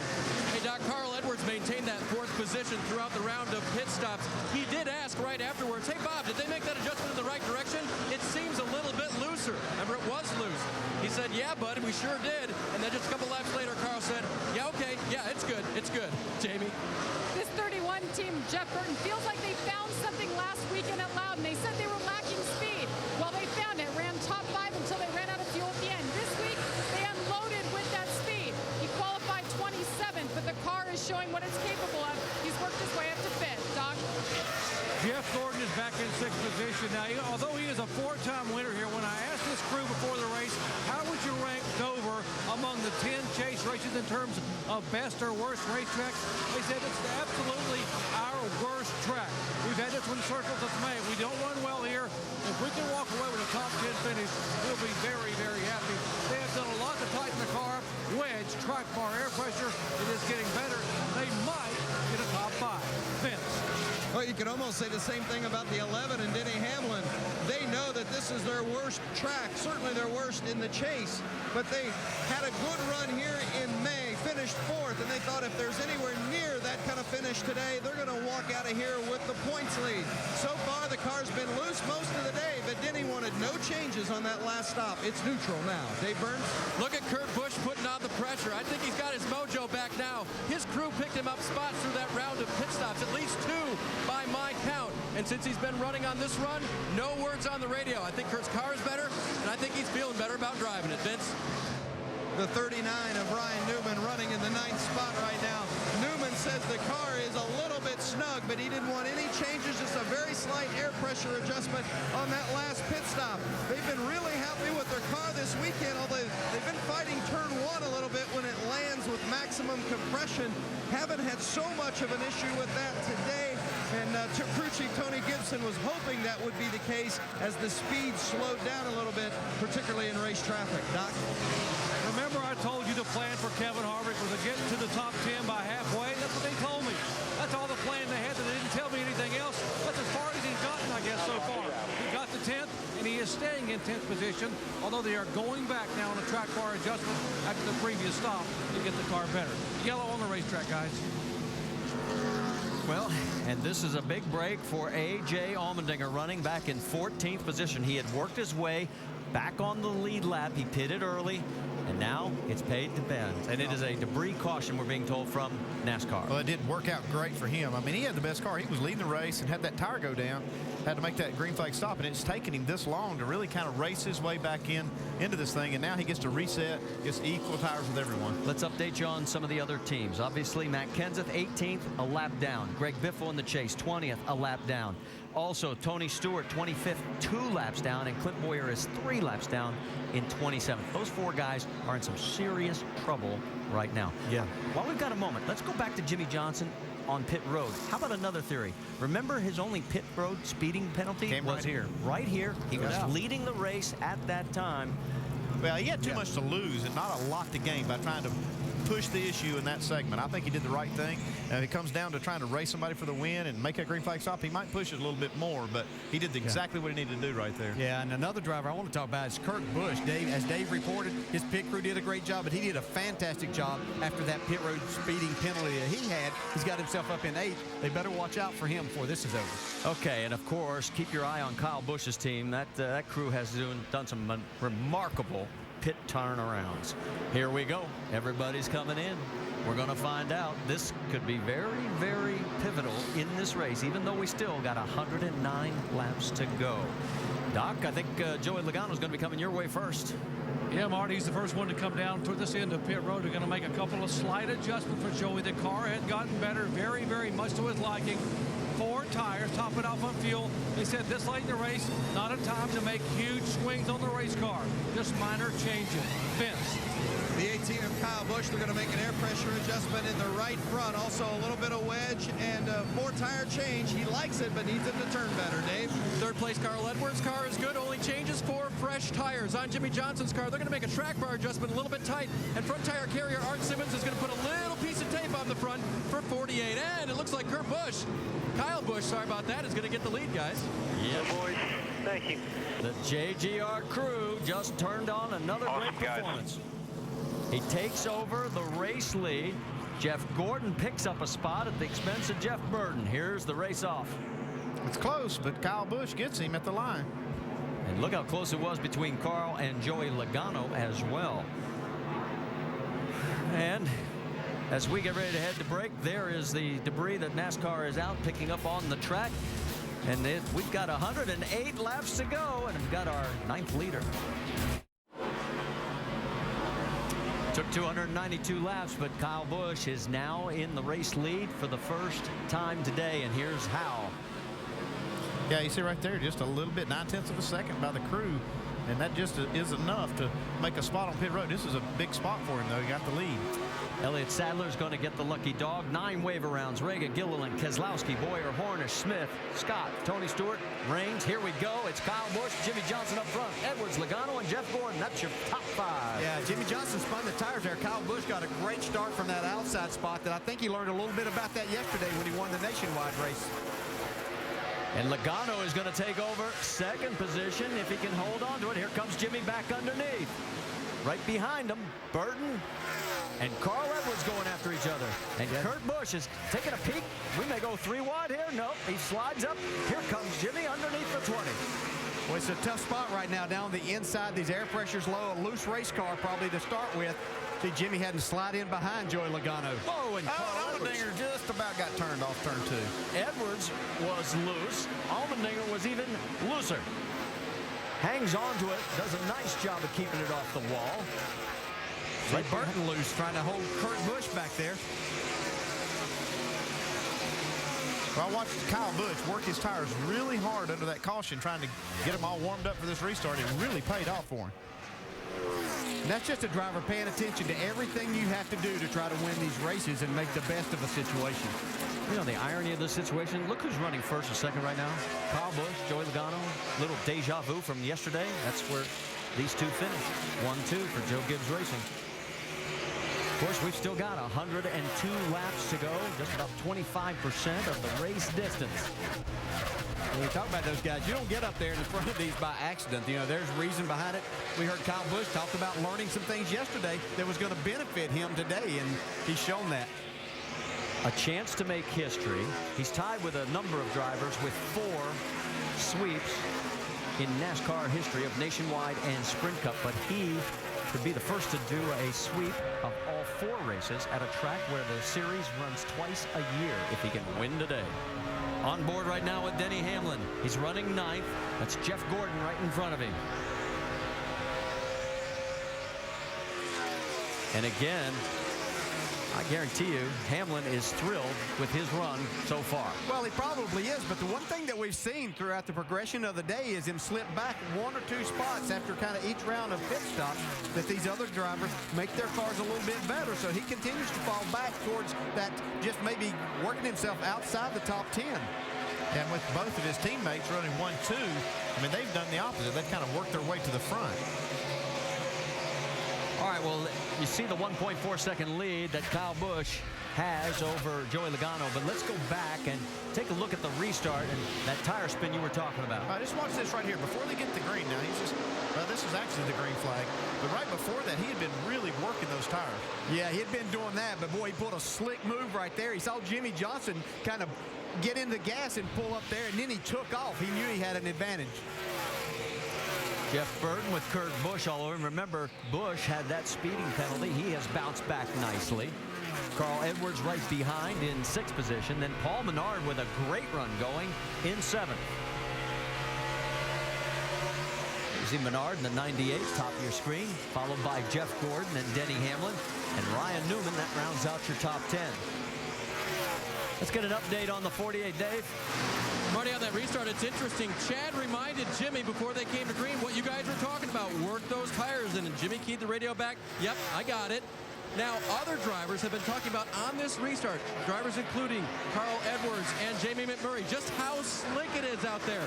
What's different? It's really slimy out here. So, combination there, it seems like he did the right thing, but I think the track is real slick right now, too. Well, and the sun has come out again, and you see at the top of your screen, here comes Gordon taking a peek under the 98, and it looks like he may get the spot.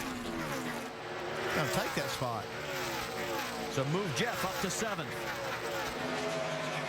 And he's pulling away.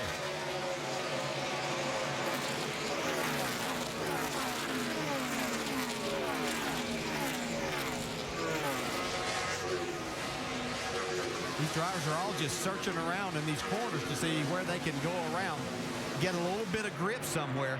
Been watching this 18 car. He literally is right on the bottom of the racetrack. We talked earlier about the rubber not quite as bad down there. You can see it's just a little grayer. Even though his right sides might have to get in it, he's got that little bit of grip in the left side. But if you've noticed, a lot more cars have been going down there, and it is starting to get darker. So the compromise comes again. Here comes Almondinger. Look out. He's flying around Mark Martin. He's on a mission, man. That gives him 11th. Bump Mark back to 12th. 2 laps down last week at one point at New Hampshire. Came back to get back on the lead lap. He was a couple of laps down here. Vince, he's got another great run going. Now, one of the things that Mike Shiplett, his crew chief, had talked to AJ about during this run is the fact that they've been off sequence with the other cars because of the fact they had to come in when they picked up that debris and had that right rear going down. But now they're back on sequence, and they feel like they're as good as anybody when they're on the same tires as everyone else. He told AJ, get your game face on and go get them. AJ's listening. Came back to finish 12th last week at New Hampshire. And here are the lap leaders. Remember, you get the bonus points, and Jimmy Johnson's got to lead 11 more laps, and Kyle Busch is racking them up right now at 16. Yeah, Jimmy thought that he was going to have that kind of well in hand maybe. Once Almondinger had his problem, he'd be able to get those 5 bonus points. 18's keeping him from doing that right now. We've had 9 leaders and 12 different lead changes so far in this race, and we have 91 laps to go here at Dover. There's your top 5 with Kyle Busch looking to make another page of history.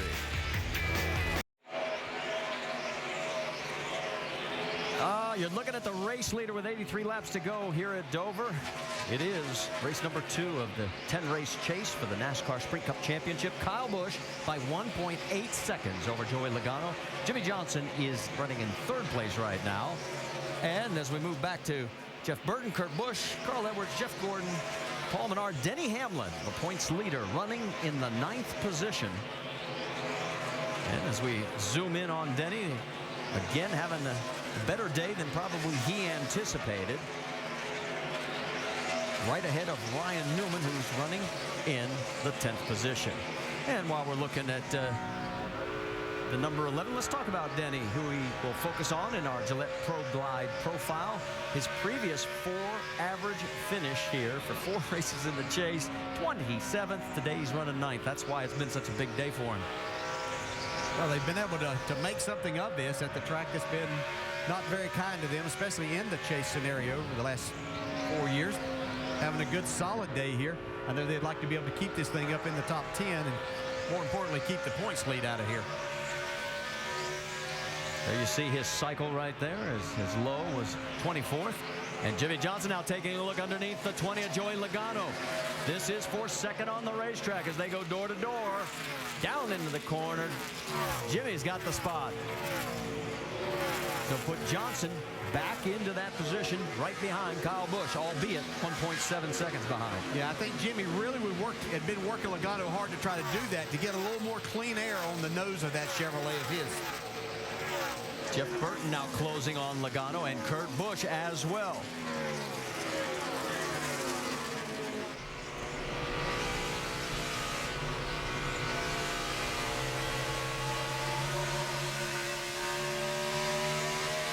Here's Kurt's cycle. Of course, back at that one point when he had the penalty, served it, went to the back of the field. Let's get a further update. Dave Burns.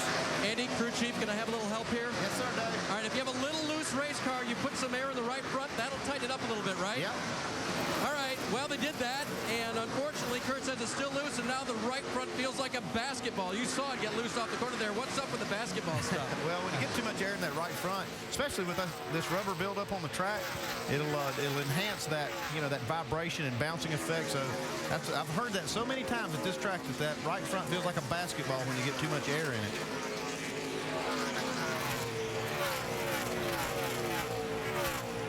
Now, you're wondering maybe what happened to Kevin Harvick in this mix. Remember, he was just a couple of spots behind Denny Hamlin. Well, something is not right because he has dropped back to the 14th position. Yeah, whatever adjustment they made last time, trying to get a little more speed. You see on the right side with A.J. Almondinger there trying to go around Ryan Newman. But Kevin Harvick, this adjustment really hasn't been good for him. He's dropped 4 spots, Doc. What's going on? Well, DJ, they had made a track bar adjustment to tighten the car up before, and Kevin said it made it too tight. So when they brought him in the last time, they went back to where it was before, and now guess what? It's too loose. It's very, very loose getting in the corner and loose coming off. He said the car is going to get better, and over a long run, the car will come to him, but you lose a whole lot early on in the run of the car being that loose. Yeah, it's just difficult, to make these changes, and just little small adjustments make such a big difference with this car the way it is today.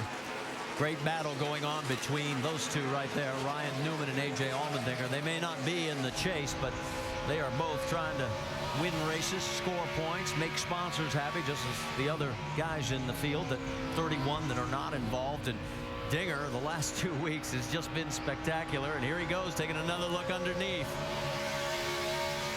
And Ryan, who everybody will tell you is one of the hardest guys to race against, he'll never give you an inch, and Dinger's going to have to take it away from him. AJ's trying. Yeah, he's trying. He's not going to quite clear him on this lap, but AJ's car goes through the center of the corner really well. He set him up here and get a nice run out of turn 2. He may get him this time. No, I don't think so. Nope, you're right, Andy. He's going to carry the momentum. Yeah, you really got to back off a little bit, getting down to the corner, jump in the gas right here, then you can kind of put a slide job on him. Mark Martin's watching all of this right behind both of them. Again, Mark started back in the 42nd position, got up as high as 11th. Right now he's running in the 12th spot. There he's got him. Now he's got him. So A.J. Allmendinger has gotten back into the top 10. And what a run the 43 has going today. If you're asking where the race leader is, there he is, Kyle Busch. And remember how he said on the radio, I'll adjust. Remember when he brushed the wall? Well, he's adjusted himself right into the race lead. But you don't have to look too far back because it looks like Jimmy Johnson's found something too. Yeah, Jimmy's been closing just a little bit every lap now. You see he's within 1 second. Well, Jimmy Johnson and Kyle Busch have won 4 of the last 5 Dover races. Any surprise? They're running 1-2 right now.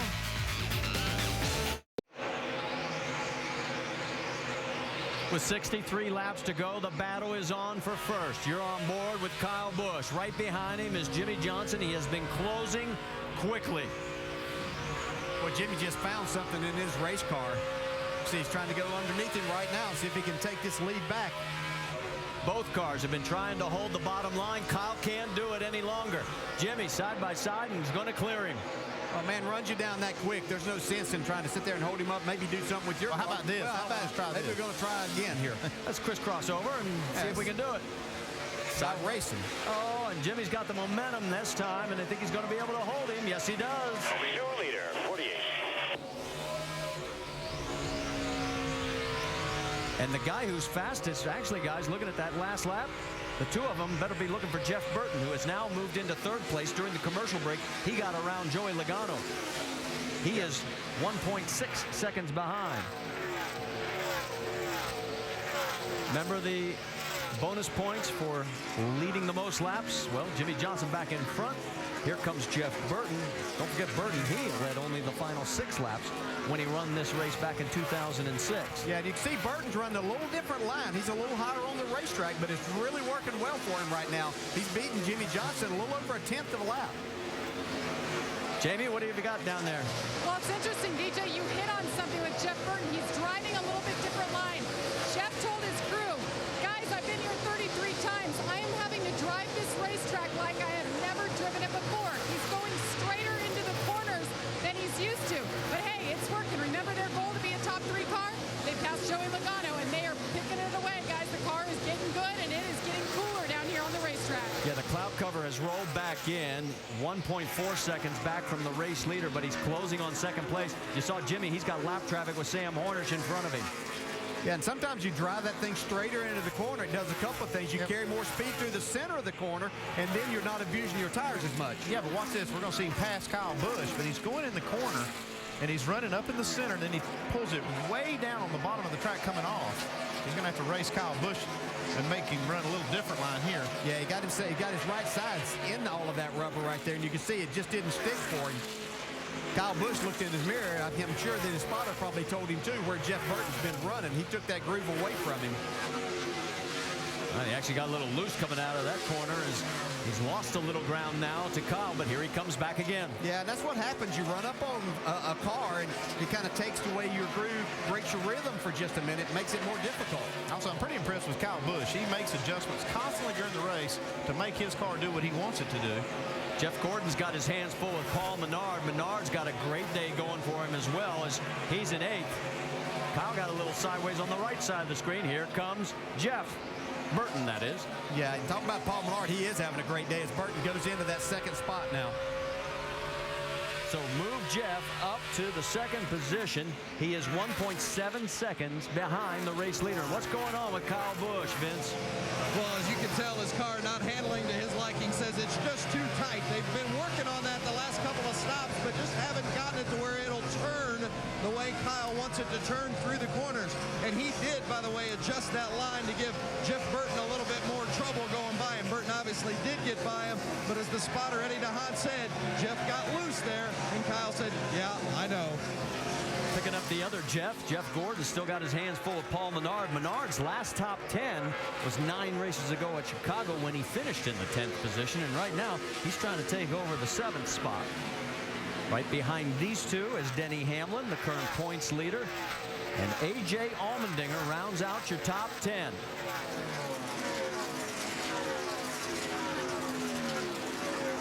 And there's Almondinger in the 43. You see the gap between all 3 of those cars. Whoa, Hamlin got a little loose. And Allmendinger's going to close. So can A.J. take over the 9th position? Yeah, and last thing you want when you just got loose is to have somebody right on your bumper. Might be a good time to let him go. You know, we talked about the beginning of the show when I would be doing some coaching right here. I'd say, just let that car go, man. We don't need to fight that spot. Well, Denny Hamlin right now still in the points lead, but we've still got 52 laps to go, and there you'd see where it would be if everything stayed as is. A lot of shuffle. Busch would pick up a spot. Johnson could pick up 3. Harvick and Gordon would be big losers. And Boyer, Biffle, Stewart, Kenseth, Boyer, not where they want to be. In fact, right now, Kenseth, Biffle, a lap down. Tony Stewart is 1 lap down. Clint Boyer is 4 laps down. Now you see Jimmy Johnson, he's leading this race. Kyle Busch now dropped back to 3rd, but don't forget, Kyle Busch got the lead by his pit crew on pit road. We still have 1 more pit stop to go. And that stop still to come. As we said, just 50 laps to go now here at Dover. There's your top 5, and this one's still up for grabs. 43 laps to go as Jimmy Johnson crosses the start-finish line here in Chase race number 2. Sprint brings you an inside look at the chase for the NASCAR Sprint Cup on the Now Network. Biggest mover of the race, Mark Martin, started 42nd after a problem with post-qualifying tech inspection. He's now up to 12th position. And Mark Martin on the move so far in this race today. For more NASCAR stats, in-car audio, and live race radio, check out NASCAR Sprint Cup Mobile at sprint.com/speed. Now, talked about the final round of pit stops. They've begun for some of the cars that were not on the lead lap, and for one that was, Doc. Kevin Harvick just had to get in. You know, this car was just so bad. He said it's terrible, to quote Kevin. So loose in, so loose off, would not roll the center. He is down and away. That should be the final stop of the day. So a little short pitting action here for Harvick, splitting the difference, although we'd expect to see most of the rest in within the next 10 laps or so, as Jimmie Johnson continues to hold a 1.7-second advantage on Jeff Burton. Watching Kyle Busch continue to slide back through the field. There's Kurt Busch, his brother, right behind him. This is a race for 4th and 5th positions. And Rusty, what this 18 team really needs to have a shot at this thing in the end is a caution, right? Yeah, they need a caution flag. They need another good pit stop. They are the fastest pit crew on pit road. There is just no doubt about that. And that's not what Jimmie Johnson needs or Jeff Burton. Because Logano, who's running 3rd, and Kyle Busch 4th, they do have the fastest pit crews. Just the way it is. Denny Hamlin, A.J. Almondinger, both on pit road. Vince? That's right, and you see the 11 of Denny Hamlin currently running in the top 10. Remember, they said that would be a victory for them today. They've been throughout the course of the weekend kind of all over the map, according to crew chief Mike Ford. Today, they've mainly been fighting a loose race car, going down a quarter round on the track bar, 4 Goodyear tires, and Sunoco fuel for the 11 of Denny Hamlin.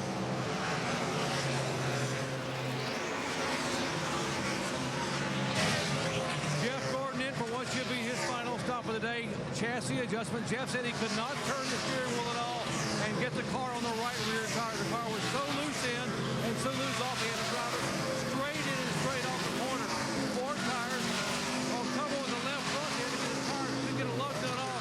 Now he is down and away. That cost him about 2 extra seconds. 20 car on pit road. Joey Logano running in the top 5 in the last 100 laps. Minor air pressure adjustment for Logano. The car has been that good over the long run. He is down and away.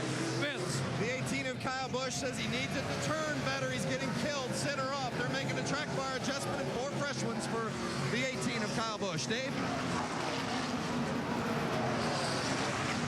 Jimmie Johnson lost the lead in this race in May by exiting the pit road too fast. You'll have to think about that as he does his final pit stop, in theory. Not many changes to it. He kind of left it up to Chad. He said, you want me to loosen up? And Jimmie said, you know, it's really been pretty good. Obviously, he stayed out front. Smooth pit stop so far. And as they wait to finish up the fuel, he is gone. Jamie? And Mark Martin, the drive of the day from 42nd position. Car is good now. The call is 4 tires. Fill it up with Sunoco fuel. And that'll be it for Mark Martin in the 5 car. Dave? Jamie, Kurt Busch was challenging his brother for 4th place before this round of stops. They'll get a wedge adjustment there in the back, but also take that basketball out of the right front of the car. Still loose for Kurt, but a very fast race car here near the end. Carl Edwards is in as well, tight in the middle of the corner. Carl said, you know what, if we fit under caution the final time, I'd like to be loosened up for a little bit. But if we fit under green, let's not make any changes. So we'll see if there go any wrenches to the back of the car. Yes, they are going to make a change. Bob and Carl talked about it a little bit further. That's a track bar adjustment. Again, Carl saying just a little bit tight in the middle of the corner. 4 tire stop for the 99.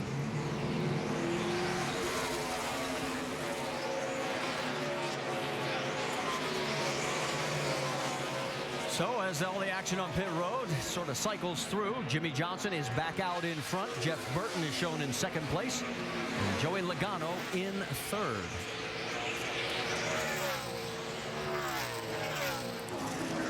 And as he comes by the stripe this time, there'll be 34 laps to go.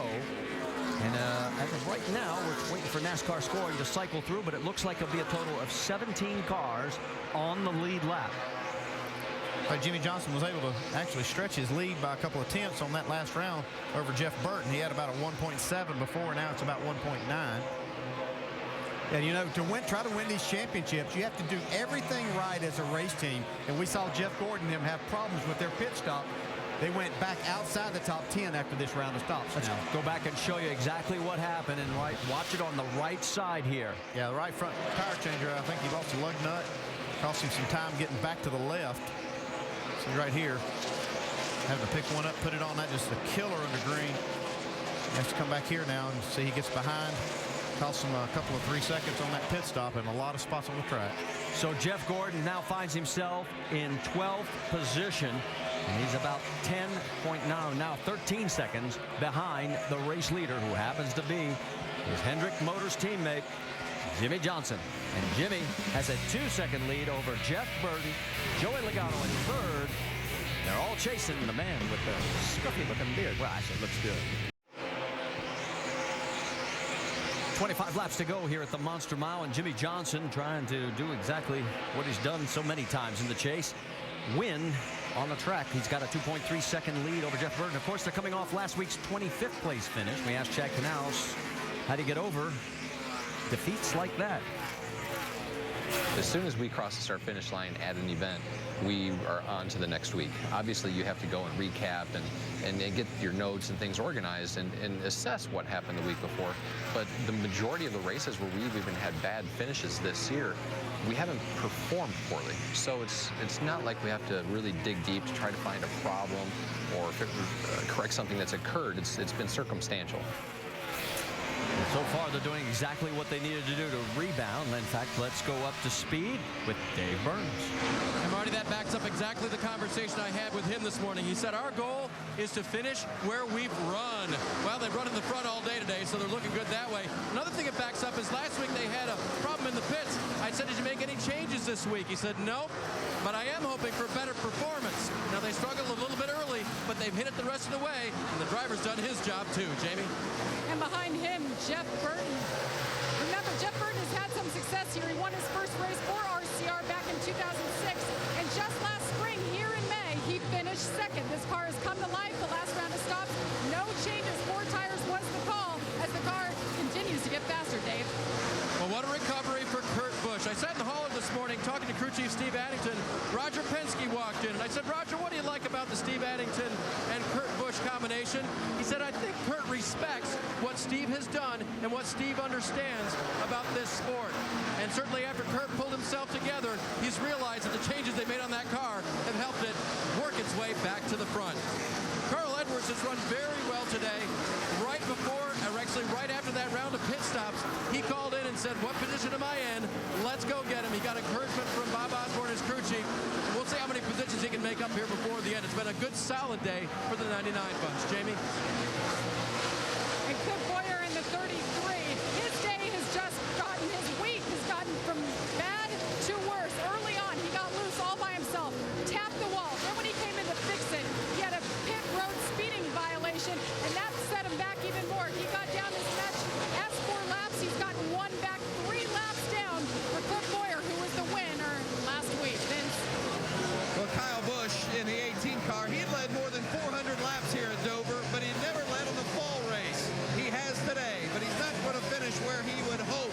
He's led for a while, led 46, ran second for a while behind Jimmy Johnson, and now the 18 of Busch is down to 6th. The car just not turning through the corners the way he would like. Still, it's going to be a good points day for Kyle Busch. Now, his teammate at Joe Gibbs Racing is Denny Hamlin in the 11th. Hamlin, we told you before this race, had the worst average finishing position of any of the chasers here at Dover. That was 22.7. If they could finish in a top 10 position today, it would be like a victory, said crew chief Mike Ford. Right now, Hamlin is 9th. Doc? We told you Jeff Gordon's team thought this might be the worst race for them in the entire chase. All they wanted to do was come here and get a top 10 and maybe get a top 5. They were there running in the top 10 comfortably until that previous pit stop. A problem with the right front lug nut cost them 3.5 extra seconds. Now they're showing in 12th position. Vince. What a tough day it's been for the 16 of Greg Biffle. He's a couple of laps down, running in 20th. This was one of the tracks that they really felt like they could have a good finish. Crew Chief Greg Irwin told me earlier today, we need to have good finishes on the tracks we feel confident. This was one of those tracks. They're not going to get the finish they wanted. Doc? And for Kevin Harvick, it was simply do what he did a week ago. Start at the back of the field, work his way toward the front, and get a top 5 finish. He did that. 33rd to the top 20, the top 15 to the top 10. But then the handle went away. Air pressure adjustment, track bar, nothing would bring it back. And now the car has been very, very loose. He has had his hands full. Kevin Harvick now being shown in 15th position. Another driver hoping to have a good run, and one of his favorite racetracks is this guy right here in the 17, Matt Kenseth. Kenseth finished 3rd here back in May. Thought he would have a top 5 car today, but early in the race, he jammed the brakes on, missed the exit to pit road, cut that left front tire, and had to go 3 laps down. Is now being shown in 18th position. Jamie. Well, Tony Stewart, what a heartbreaker last week after running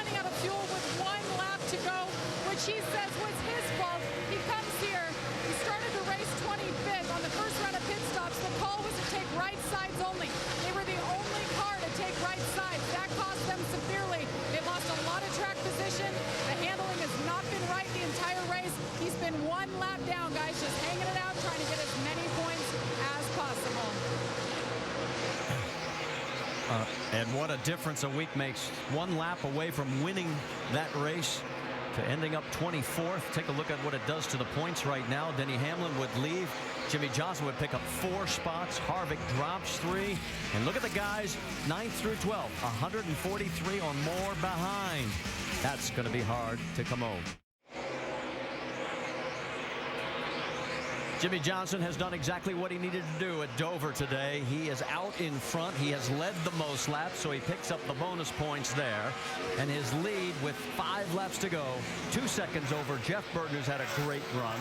Joey Logano running in 3rd, Kurt Busch 4th, Carl Edwards 5th. Kyle Busch has slipped back to 6th, so his chance to make history is going to have to wait for, well, at least another year. Right now, though, all chasers, all racers are chasing that guy as he is out in front and all alone. And after last week, remember, everybody said, well, maybe the door is open. But go back to 2006 when he had that disastrous race coming out of New Hampshire. He trailed by 139 points.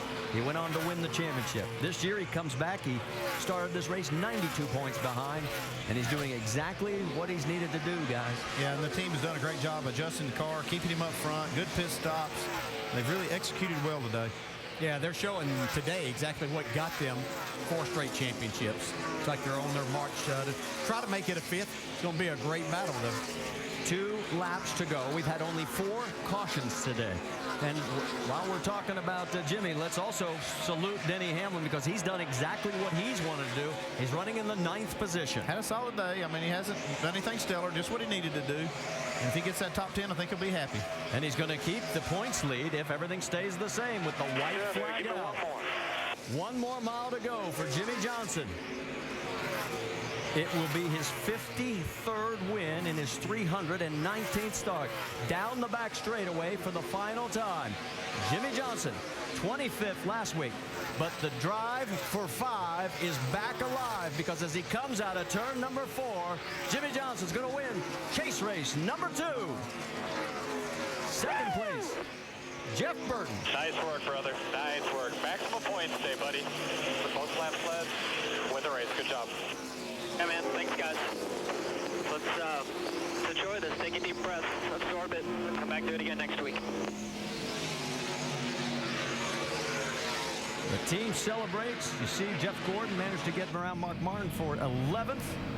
Can't do much more than that. Sit on the pole, lead the most laps, and win the race. Team did a great job. His 6th chase win from the number 1 starting position. His 6th win in 2010. That ties him with Denny Hamlin for the most in the season. And between Denny and Jimmy, they've combined. You can't burn them tires off. Oh, don't dare me. They've won 18 of the last 39 races between those two. And there they are, 1-2 in the points. Hamlin by 35 markers over that man right there, Jimmy Johnson. Yeah, they had a great day. A lot of the chasers had a great day. As I looked at the top 10, though, very impressed with Joey Logano, Paul Menard, and A.J. Almondinger, who came back to finish 10th. Had a great run early on until they had a tire issue, but good runs for those 3 guys to finish in the top 10. Jimmy's trying to burn him to the cords. Kind of hard to do a burnout on this front straightaway because it's so banked. He found him a nice flat area to do it. Let's check in with Dave Burns. Yeah, Marty, the crew told him that the asphalt will make the best smoke, and I guess you'd agree after a day like today, pretty good, huh? Yeah, that was awesome. You know, he wanted to put some smoke up here for our interview, obviously. Yeah.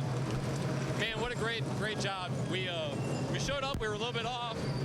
We had to work on the car pretty hard. We really relied on Jimmy awfully hard for qualifying, and he did a fantastic job qualifying. And we had to work hard on the Cobalt Chevrolet to get it where we needed it to, but man, it was fast all day today. It wasn't easy on Friday and Saturday. It looked like we were pretty fast today, but we were pretty far off when we got here. So a lot of hard work by all of the guys. I can't say enough to everybody back in the shop prepping everything, so we had the information we needed when we got here. You know, I'm glad Mr. Hendrick came here. I wish his mom was here with us. You know, I sent her some flowers a couple weeks ago, so I hope she's still enjoying those. But just going to be proud of this whole team. Great comeback for the reigning champions this week, guys. In 18 Dover starts, Jimmy's taken that checkered flag around the track 6 times, and he's won 3 of the last 4 races here. And he reasserts himself right back into the championship hunt, picking up 4 spots in the chase. And let's talk to the guy who had a great run coming home in second place, Doc. Well, he might have had a handful. Just showing me his hand a moment ago. Look like he had some blisters, maybe some blood in that left hand, but you held on and did a heck of a job with this 31 car, Jeff. Well, real proud of everybody. We had a good car all weekend. We just I didn't do a good job qualifying. I just cannot get qualified here, especially for some reason. But we'll keep working on it. But proud of everybody. Proud of Caterpillar and SKF and proud of Echo DC and just everybody that helps us. You know, it's been one of those years where we've been really good and haven't been able to capitalize. And we got 8 more chances, and hopefully we can start pulling the trigger. Different line work for you today. I heard you were driving the car straight in and straight off, and it was helping you some. Yeah, you know, we got one point there where I started driving the car like just straight in the corner and running right at the racetrack, and really like diving in the corner, really weird. I've never done that before here, and that got us going. But when we were our best, I could arc the corner like I needed to, and you know, the 48 was just really fast. They had a class in the field today. We put some pressure on them, but they just, you know, we could match them, but that wasn't good enough from where we were. Jeff Burton finishing second, gaining a couple of spots in the chase. Vince? Well, Denny Hamlin brought it home top 10 today and keeps the points lead. In fact, it's a 35-point lead. That's the largest ever after the first 2 races in the chase. You know, this isn't one of your better tracks, as you admit to, but what kind of day did you have today? Certainly a solid one, bringing it home top 10. Yeah, I mean, it was a decent day. I mean, I said in my head today the number was 8. You know, we missed it by 1, but you know, it was a good fight for the FedEx team. We didn't have the best car today, but you know, we fought through and made something of it. So, you know, this is what we need to do to get by this weekend, and we feel like we can run with them from here on out. How do you feel about your position as you head into some of these tracks that you consider to be your stronger suit? Well, I feel good about it. I mean, it's you know, this is a huge obstacle for us. This track has bitten us in the chase for the last 4 years. So, you know, to get out of here with keeping the point lead at least, you know, I know those guys are charging, but this was our biggest obstacle we had to fight. From here on out, I feel like that'll be better. Conquered it today. 9th place for Denny Hamlin, your points leader. Well, and the good news is he has the points lead. The bad news is he has the points lead because history shows in 6 prior chases, the guy who's had the lead coming out of Dover, he's never been the eventual winner of the championship. Take it. Yeah. As a driver, you only look at those things when they're to your benefit. All right, there's Jimmy. And let's go to Dave. So it sounds like mission accomplished. Pole, lead the most laps, and win the race. After last week, Jimmy, what's that feel like? It feels great. You know, last week didn't turn out how we'd want, but that's racing, and it's going to happen in the chase. I just can't thank everybody at Hendrick Motorsports enough for working as hard as they do. It just never quits. It never stops. And so thankful for engine shop, chassis shop, all the great guys that work on this Lowe's Cobalt car, all the great people at Lowe's and Cobalt Tools for their support, the fans and everything. I'm very, might not look all that excited right now, but there's this huge weight off of my shoulders that we're able to come and win a race in the chase, rebound from last weekend, and we're in the middle of this thing, and I'm really excited. You're only 35 points back now in second place, Jimmy. Yeah, that's good. I knew it'd be close. Somebody's getting soaked back there. Must be Knaus. You know, I'm excited about what we have ahead. Last weekend taught me anything can happen. I know Talladega's out there. We did a great job today. We're in the right position. But we got to keep this Impala fast and be there after Talladega. So that's the goal. So we did the best thing possible. Very excited about today. At some point, hopefully my wife and my daughter will show up. I thought they might be here now, and I can't wait to celebrate this moment with them too. And speaking of faces in victory lane, I mean, what's it like to roll in and get his smiling face, Mr. Hendrick, as soon as you enter victory lane? There's nothing better. I mean, we've had a few frowns on recently because we've been getting our butts kicked, but you know, this is a great track for us, and today, you know, we got the job done, and it's because of Rick's dedication to this race team and all the tools that he gives us. You would never frown about the 48 team, would you? No. I think a lot of people were counting them out, but boy, we were counting on Loudon in this race to really kind of give us that springboard we needed. But the man knows this place really well. It's a great day. I'm so proud of him. Good job. I see some heels dug in down here. Watch out for the 48 guys. Well, and Dave, the 16 had a pretty good day, too. Didn't finish quite the way they wanted. Finished to 6th today. Led laps for a while this afternoon. Remained 3rd in the points position, but you cut 17 into Denny's lead at the top of the standings. How would you take this one as just a good points day, or a little more frustrated? Both. I mean, we're gonna take it. It was a good day for us, but man, we had a second place car. You know, I thought that we had something for Jimmy with about 100 to go. I could gain on him, but I was just overdriving the car, and I figured, you know what, we got another pit stop left. Let's just wait and ride around here and relax a little bit. And after that, the car just built up a tight that I just could never get back out of the car, you know. So unfortunately, the Interstate Batteries Camry was that good, but didn't finish quite where we wanted to. So you know, overall a good day. I mean, the guys were solid on pit road. Everything went well. You know, communication and all was there. So it's a solid day. You know, I mean, the average is going to be a 6th, but you know, with our 9th, that doesn't quite give us what we want. So we were hoping for a 2nd or a 3rd today. Still a pretty solid day for Kyle Busch. Let's go to Doc Punch. He's with Kyle's teammate, Joey Logano. Thank you, Vince. A career-high 4th top 5 finish for Joey today. And, Joey, I was listening on the radio. You were battling about everything you could battle with a race car. Loose, push, turbulence on the car, wouldn't turn here, but Zippy and the guys did a heck of a job. How was the day from inside the car? Yeah, I think that's typical stuff we battle every weekend, but you know, we started towards the back thanks to me in qualifying, and you know, the guys did a really good job getting my car good in practice, and had a really good car in happy hour, and just battled along all day, and got the Home Depot Toyota really good. You know, just a little bit tight here, a little bit loose there, and just playing around with it. And our car was good. I don't know if it was good enough to win, but I felt like we were close, and I'm excited about that. I want to thank Home Depot, Toyota, all those guys. It's definitely a good run for us. We still got to work on our consistency. You know, we wrecked last week. We finished 3rd this week, so we got to somehow figure out how we can do this week in and week out. What a difference a year makes for Joey Logano. A year ago, he was tumbling down in turn 3. Today, he rolls in 3rd at Dover. Let's check in with Jamie, standing by with Jeff Gordon. Wow, Jeff, it's surprising to see you finish 11th and you still lost 4 positions in the points, considering what's been going on with the chasers today. Take us through your day. Well, I mean, that's how you got to perform in the chase. You know, you can't give up those positions, especially sometimes you come to a place like this and a bunch of the chase guys, really most places the chase guys are going to be up front. And first half of the race were pretty good. You know, in the second half when the rubber laid down, man, we just really struggled. It was everything I do just hang on to, let alone finish, you know, 11th. So things didn't go our way there at the end. We lost some extra positions and just held on for 11th. You know, that's all we can do. Looking forward to Kansas. Your thoughts? Definitely. I love Kansas. You know, yeah, I mean, we knew coming in here this was going to be a struggle for us. But we were, you know, up there in the top 5. We were maybe about a 7th place car.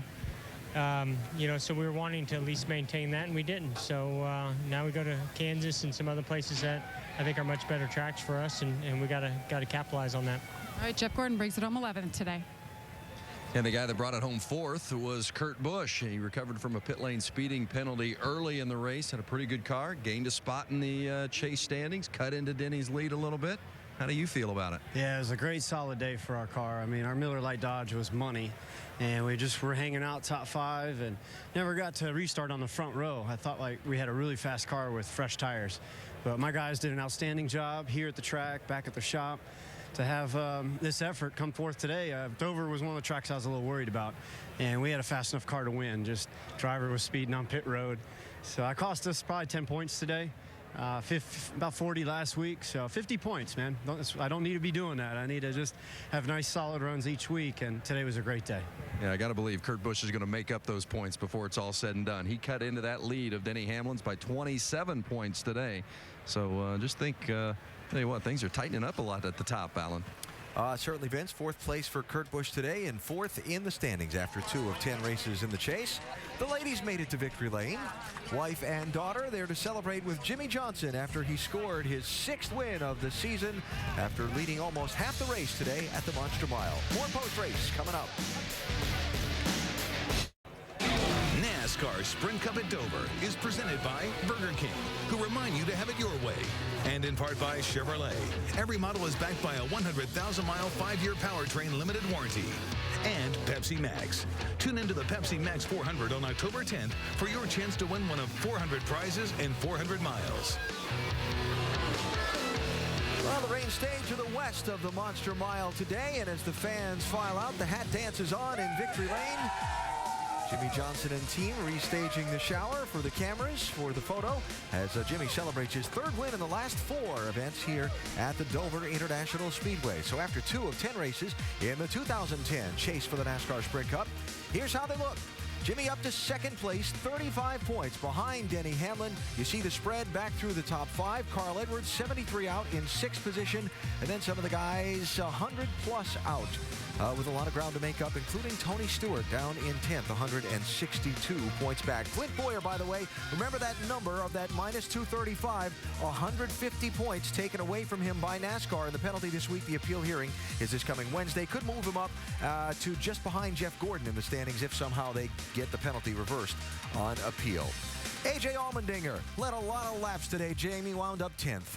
Definitely one of the feel-good stories today. Led 143 laps combined. I think that's more than you've led in your career, AJ. What was it like leading for that many laps? Well, I know why Jimmy Johnson smiles so much. It's fun to lead races like that. So, no, it was the Insignia Best Buy Ford was so fast. Everybody at Richard Petty Motorsports is building such great cars. Overall, it was a great day. Obviously, 10th is probably a disappointment for how we ran, but just to be up there leading that many laps so early and to have a 10-cent washer get inside the tire and make it go flat, and that just once you get 2 laps down, you got to fight your butt off to get back. So I'm proud to be inside the top 10. We know we could have been a little bit better, but hopefully we showed everybody that we're getting there over the last few weeks. It was a great day. I think Paul finished 7th, so 2 cars from RPM in the top 10. Really good day, but hopefully there's better yet to come. You knew something was wrong with that right rear. How difficult was it for you just to pull off and come down pit road? Well, I mean, it had to be a slow leak, you know, and we must have picked it up when we left pit lane, and the car just started getting looser and looser and looser, and driver optimism kicks in. That maybe the track's just loosening up, but about 5-6 laps before we pitted, I was about to wreck, and we knew we had to come down pit lane, and pit lane wasn't so bad, and the pit stop wasn't so bad. It was praying for no yellow, and then seeing that yellow come out that killed us, and after that, we just I had to drive my butt off. But I'm just proud of everybody back at the shop, here at the race team, and here at the racetrack. Just a great day, and we'll go get them in Kansas. Went 2 laps down, ended up the day 10th. Alan?